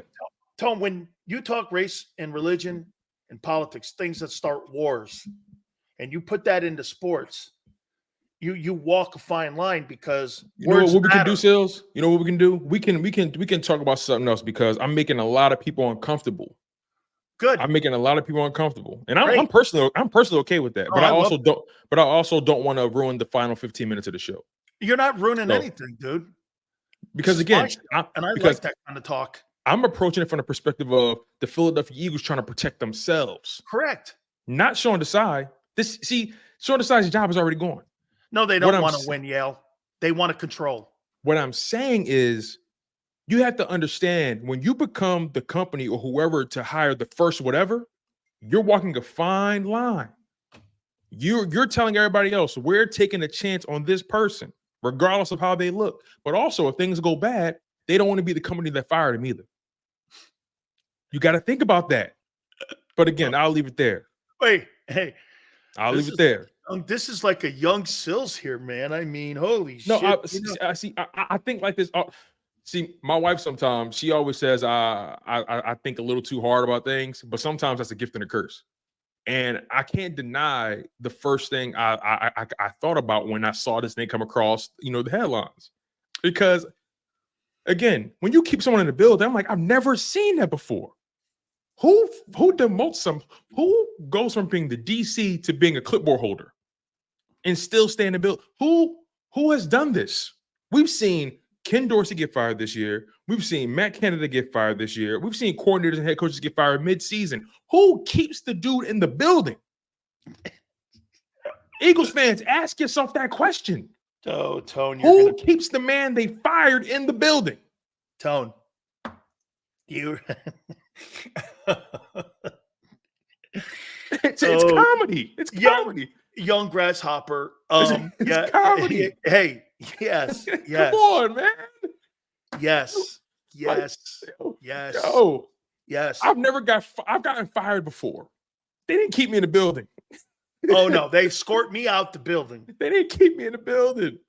They walked me to the front door and said, we'll get your box for you. Okay, don't worry about it. Just wait right here. We'll mail your shit. Yo, come on, man. Hey, Tone, we'll mail your shit. All right, let me move over to this. All right, let's move on, man. Let's move on. There's too many people crying. Oh man. How about this? What is your now 14 days ago when you were the number 1 seed in the NFL? What is your takeaway now with Nick Sirianni as your head football coach? Nick Sirianni is what you call. See, here's another leg. Nick Sirianni is what you call a figurehead. right? He's someone who I'll put it this way. Nick Sirianni is the guy that puts the check in your mailbox, but he doesn't sign it. You follow me? Yeah. He puts the check in your mailbox, but he doesn't sign it. You know, it doesn't come from his account. You follow me? Oh, so when I look at Nick Sirianni, I said, we talked about this for the past week or so. We said this game is going to be a seminal moment. That was what we said. It was going to be a pivotal moment. And he failed the test. He failed the test. And guess what? It wasn't even the hardest test. The hardest test was the week before. We gave him, he actually had an easier test this week. And he failed. Tone, the game was just an exclamation point on the week. It was an exclamation point on the past 3 weeks. Okay. But maybe to your point, the whole year. Yes, I'm willing to go that far too, because I don't believe he's done enough to evolve this offense, to evolve the quarterback. It's a reason Jalen Hurts has kind of became stagnant after Shane Steichen left.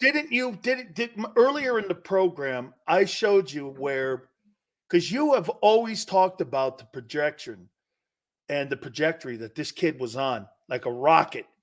He's going like this. So was Shane. So fast. Shane Steichen's going now. He's 8-6 with Gardner Minshew. Both these guys are going up like this. All of a sudden, Steichen leaves, right? Mm-hmm. And all of a sudden, they stopped evolving the offense. Jalen kept going. All of a sudden, he went as far as he could. Up with them. And get this. This is why it's such a dramatic down curve, because they've caught up with him. And you know what they didn't do in Philly? They didn't evolve the offense with him. And that's why he's not evolving, Tone.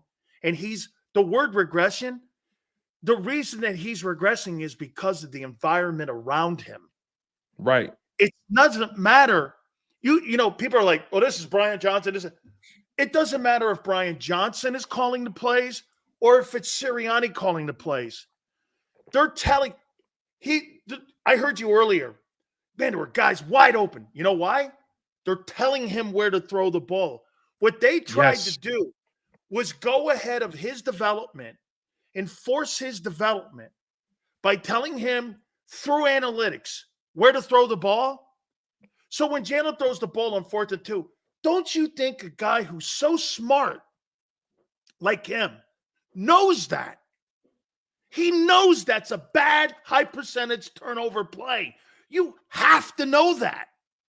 That's why my problem with Hurts is get out of that play. Fight those fuckers on the sidelines. You can't make that throw.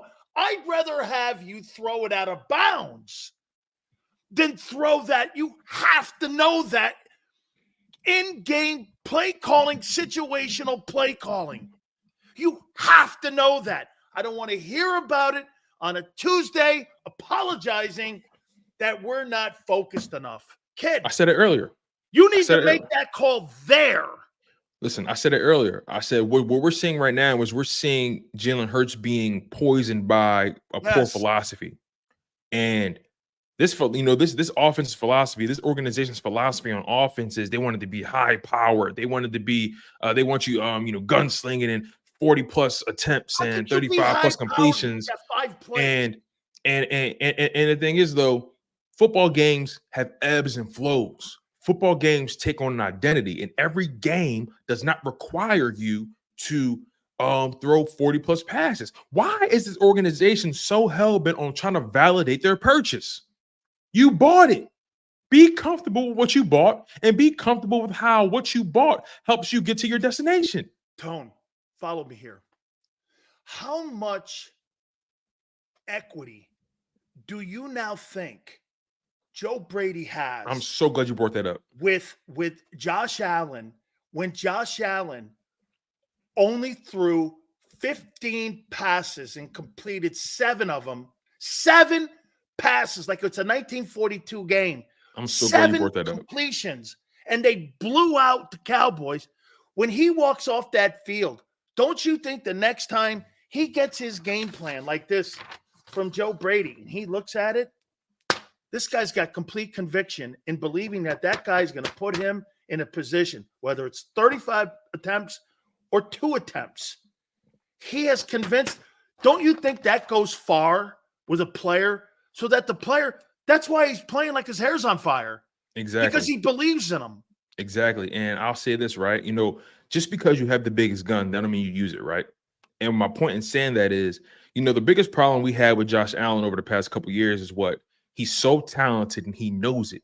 And he believes he has to do everything because he's so talented. And he has to use the full arsenal every single game. Like Jordan. No, that's not how.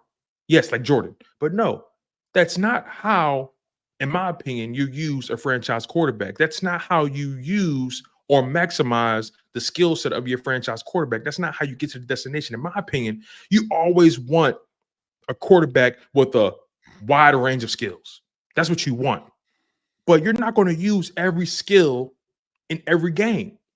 But it's always good to know you have it, right? Because it puts the fear in your guys that you're playing against too. Exactly. So just because we know Jalen Hurts has this wide range of a dynamic skill set doesn't mean you have to validate the contract or validate that skill set every single game. It doesn't mean you have to throw for 250, 300 yards every single game with 40 plus attempts and 30 plus completions. Every game does not call for that. Just because you got the most guns in the locker doesn't mean you got to use them all when you go into battle. You use what's necessary to win that battle. And then when it's wartime, then you break out the big guns. So my point is, how much equity did Joe Brady buy, or how much equity did he earn with Josh Allen? A tremendous amount, because you know what he proved to Josh Allen. Allen, you're so talented, but hear me out on this. We don't need your talent every game. You know, we need your leadership.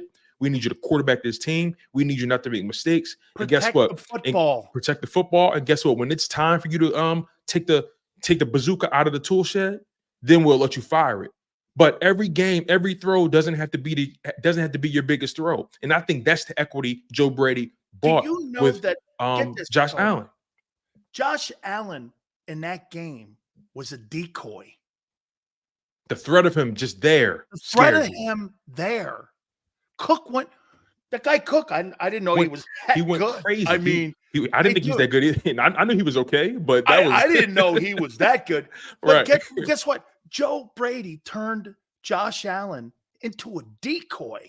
Because you're like, this guy's going to let loose here, man. He's just going to let loose. And the Cowboys were hoping that he would let loose because he throws high turnover plays. Exactly. Okay. And when they didn't, that's when they got rolled. Exactly. And guess what? Howie Roseman and these guys, their mindset is, well, we paid him, so we got to get the money. We got to get our money worth. I hate this whole theory that, because you're paying this guy, this means you have to always make sure he's a part of the game plan for that day, or you have to make sure he gets the most targets or the most looks. I don't believe in that. I believe in game planning for the situation. I'll put it this way. I believe in making sure I have what I need when I need it for any situation, right? So, for example, I believe in paying a guy like A.J. Brown. I believe in drafting a guy like Devontae Smith. I believe in paying a guy like Dallas Goedert. You want to know why? Because when I need those kind of guys, they're going to be able to make those plays. You know how many teams, when they need it, they don't have it? You feel what I'm saying? Yeah. So when it comes to the Philadelphia Eagles, yeah, you paid A.J. Brown, you paid Dallas Goedert, you drafted Devontae Smith, you paid Jalen Hurts, but just because you allocated those assets to those guys doesn't mean that they have to be your end-all, be-all for every situation, in my opinion. You know, it's called game planning. It's called being creative. It's called using your guys to the best of their ability and also utilizing your entire offense and making your entire offense dangerous. You know what their game plan is? A.J. Brown or bust, Devontae Smith or bust. That's their game plan. They don't have a game plan. They have a play sheet. Now, think about what I just said. A game plan was Joe Brady. A play sheet is what Jalen works off of. Stills, real quick. There's a difference. Real quick, live chat. I need your help on this one, right? I know all of you guys have played Madden. Follow me here. I know all of you guys have played Madden. In Madden, you're able to pick your plays based off of formation, play type, concept, or player. You know what the Philadelphia Eagles do? They don't pick their plays off of formation. No. They don't pick it off of concept. Nope. They pick it off of player. They click the button that says they click the button that says AJ Brown plays, and they just pick whatever play they want in the AJ Brown roll sheet. Now, Eagles fans in the live chat, tell me if you know what I'm talking about. Because again, they're not being creative with the formations, they're not being creative with the play sheet. They're just saying they're going to the AJ Brown tab on the iPad and saying, okay, let's run all the AJ Brown plays. Let's run all the Devontae Smith plays. That's what they're doing. They're playing football like a 10-year-old in Madden. They're playing football or calling plays like a 10-year-old in Madden. The only thing creative at the NovaCare Center is that thing that Chip Kelly brought in. What was that, Lolly? What was that ice cream cone? That's the only thing creative over at that place. So let me go here with you on this. Do they beat the Giants? Holy cow. Remember this, Brian Dable. Brian Dable will be the OC going against that defense. Can you give me till Friday? Can you give me till Friday? Yeah. How about this? Are you feeling comfortable you're going to win? Can you give me till Friday? Yeah, I can. I guess I can. Can you give it till Friday, please? Yeah, no. I can. Hang on here now. What do you make a AJ Brown? What do you make or T.O. Brown going off on social media with people and trying to validate himself or what have you? I think he's another one. I mean, I didn't like that. I didn't like it at all. Just because people say certain things about you in the media, that doesn't mean that it's true. Or let's just say fans. Really? Because that's because he's talking about fans, right? Or whatever. Just because a fan says this or that doesn't mean they know you or know you from a can of paint. You say it all the time. You say, look, people can free what they want. They don't know me. My friends know me. The people around me know me. The people that put in the work with me know me, right? They don't know. So my thing is AJ need to chill. And I like AJ Brown. I'm an AJ Brown dude, but he got to chill. Your team is on a 3-game losing streak. Do not put yourself in that limelight, my man. Do not do that. But you're already done so. So again, AJ need to fall back.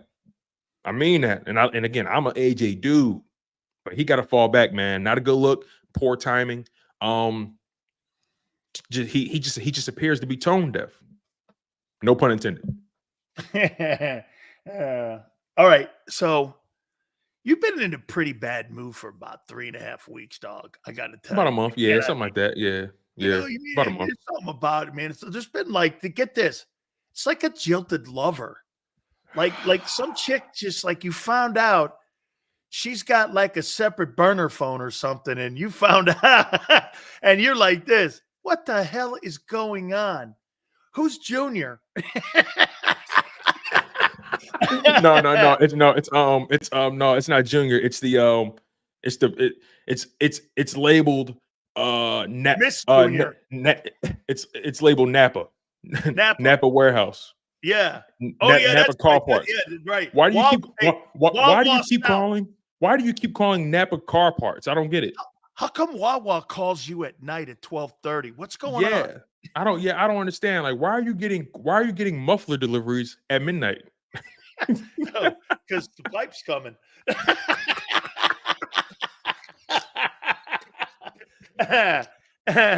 Hey, you want to hear though? God. I'm going to end this thing on a good note. You know what's crazy though, Tone? What's up? If they do get their shit together, and I'm saying the only reason they get their shit together is because of one. Okay. I say this. You end up 13-4. You win the East. You're in the 2-hole. Oh, hey, wait a minute. Will you see his face, folks? Watch this. Hey, and you end the season 13-4. You're 27-7, and you go home after getting bounced in the divisional round. Listen. Isn't that a good year for you? No. 13-4 never looked so ugly. 13-4. 27-7 in the last 2 years. You get bounced in the opening round. Listen, man, that's good for contract negotiations. That's not That's not good for us who spend our hard-earned money on this team to go to these games, buy the merchandise, support these teams, all that, so on and so forth. Nah, I ain't buying that, man. I'm not being sympathetic to guys that's crying in Ferraris and crying in Bentleys. I'm not being sympathetic. At the end of the day, you owe us. You owe us. You owe us. Okay. All right. With that being said, my man Tone, I'm glad that we finally got you on and you got that Wi-Fi fixed. So Tone will be on in his normal spot tomorrow. Man. By the way, I'm trying a new kid out tomorrow. His name is X. He's a social media guy, and he's reached out to me, and I'm going to try to get him on. And also, Ron Jaworski's tomorrow. Hey, sounds good to me, man. This kid and Ron Jaworski tomorrow. So I'm always looking to help people try to get ahead. So I'm going to see. Hey, listen, man, that's dope, man. Listen, this was like a power segment. I like the way the segment went, man. But again, sometimes we can make people a little uncomfortable. Hey, Tone, that's the whole thing, dude. Doing cookie cutter radio is not anything, or broadcasting is nothing I've ever done. Yeah, I'll be honest, Angela. That's why I'm always getting in trouble. I'll be honest, Angela put the battery in my back earlier. Angela was like, "Listen, dude, if I can't say my opinion, why the hell am I talking?" Hey, how come Angelo and us are the only people in Philly that don't buy what they're shoveling at the NovaCare Center? It's really disappointing. You know what I heard D Gunn today? D Gunn, I'll throw D Gunn in that room. D Gunn's not buying their bullshit either. No, he's not. He's not buying that either. D Gunn's not buying it. He wasn't buying it either. Okay? So I'm not going to put D Gunn in that thing. Yeah, me and Rob was talking all week. Rob was like, "No, something's not right." Rob wasn't buying it either. I'll give Rob that love too. Okay. Yeah, like, me and Rob, we've been dissecting it all week, and we talking off camera. Rob's maybe not buying even it. Jody too. You know, I'll tell you. No, Jody has no allegiance. Hey, Jody. I'll tell you who had a great week. John. Yes. I heard John I watched a little bit of thing on Sunday when that news broke. John cut right into it. Last night, I'll give it to him. He cut into it last night too. Yeah, man. Okay. Tone. Big Joe and Xander, thank you. Tone, you're killing it once again. Tone, we're going to get you in a good mood, man. How about this? One thing I've got to say about Tommy. Hey, listen, I don't need you guys to get me in a good mood. I'll leave that to my wife. So you guys are good. Yeah, very good. That's very, very nicely put too. And I'll say this to you about Tommy DeVito. Tommy, in about 2 months from now, on those appearances, you'll be glad to get the 5 pies. 25 grand, kid. You might want to reevaluate that. Okay. 4 months ago, you'd grab the 5 pies as your appearance fee. Okay. Now he's talking about 25 grand. Come on, kid. You're gonna be back to grabbing the pies in 3 months. Silly. He's silly, 2 to 6 tomorrow. We shall catch you on the flip side later. Eat chicken wings, buy Hooters things. Christmas is near. Shop, have a beer. Christmas shopping shouldn't be hard. Give your friends a Hooters gift card. This year, stuff their stockings and yours too with a one-size-fits-all gift card. Buy a $25 Hooters gift card and receive a $5 Santa's bonus card. Make it Hooters for the holidays. Eat chicken wings, buy Hooters things. Christmas is near. Gift cards are here. Good at Hooters everywhere now. Hooters gifts are always favored.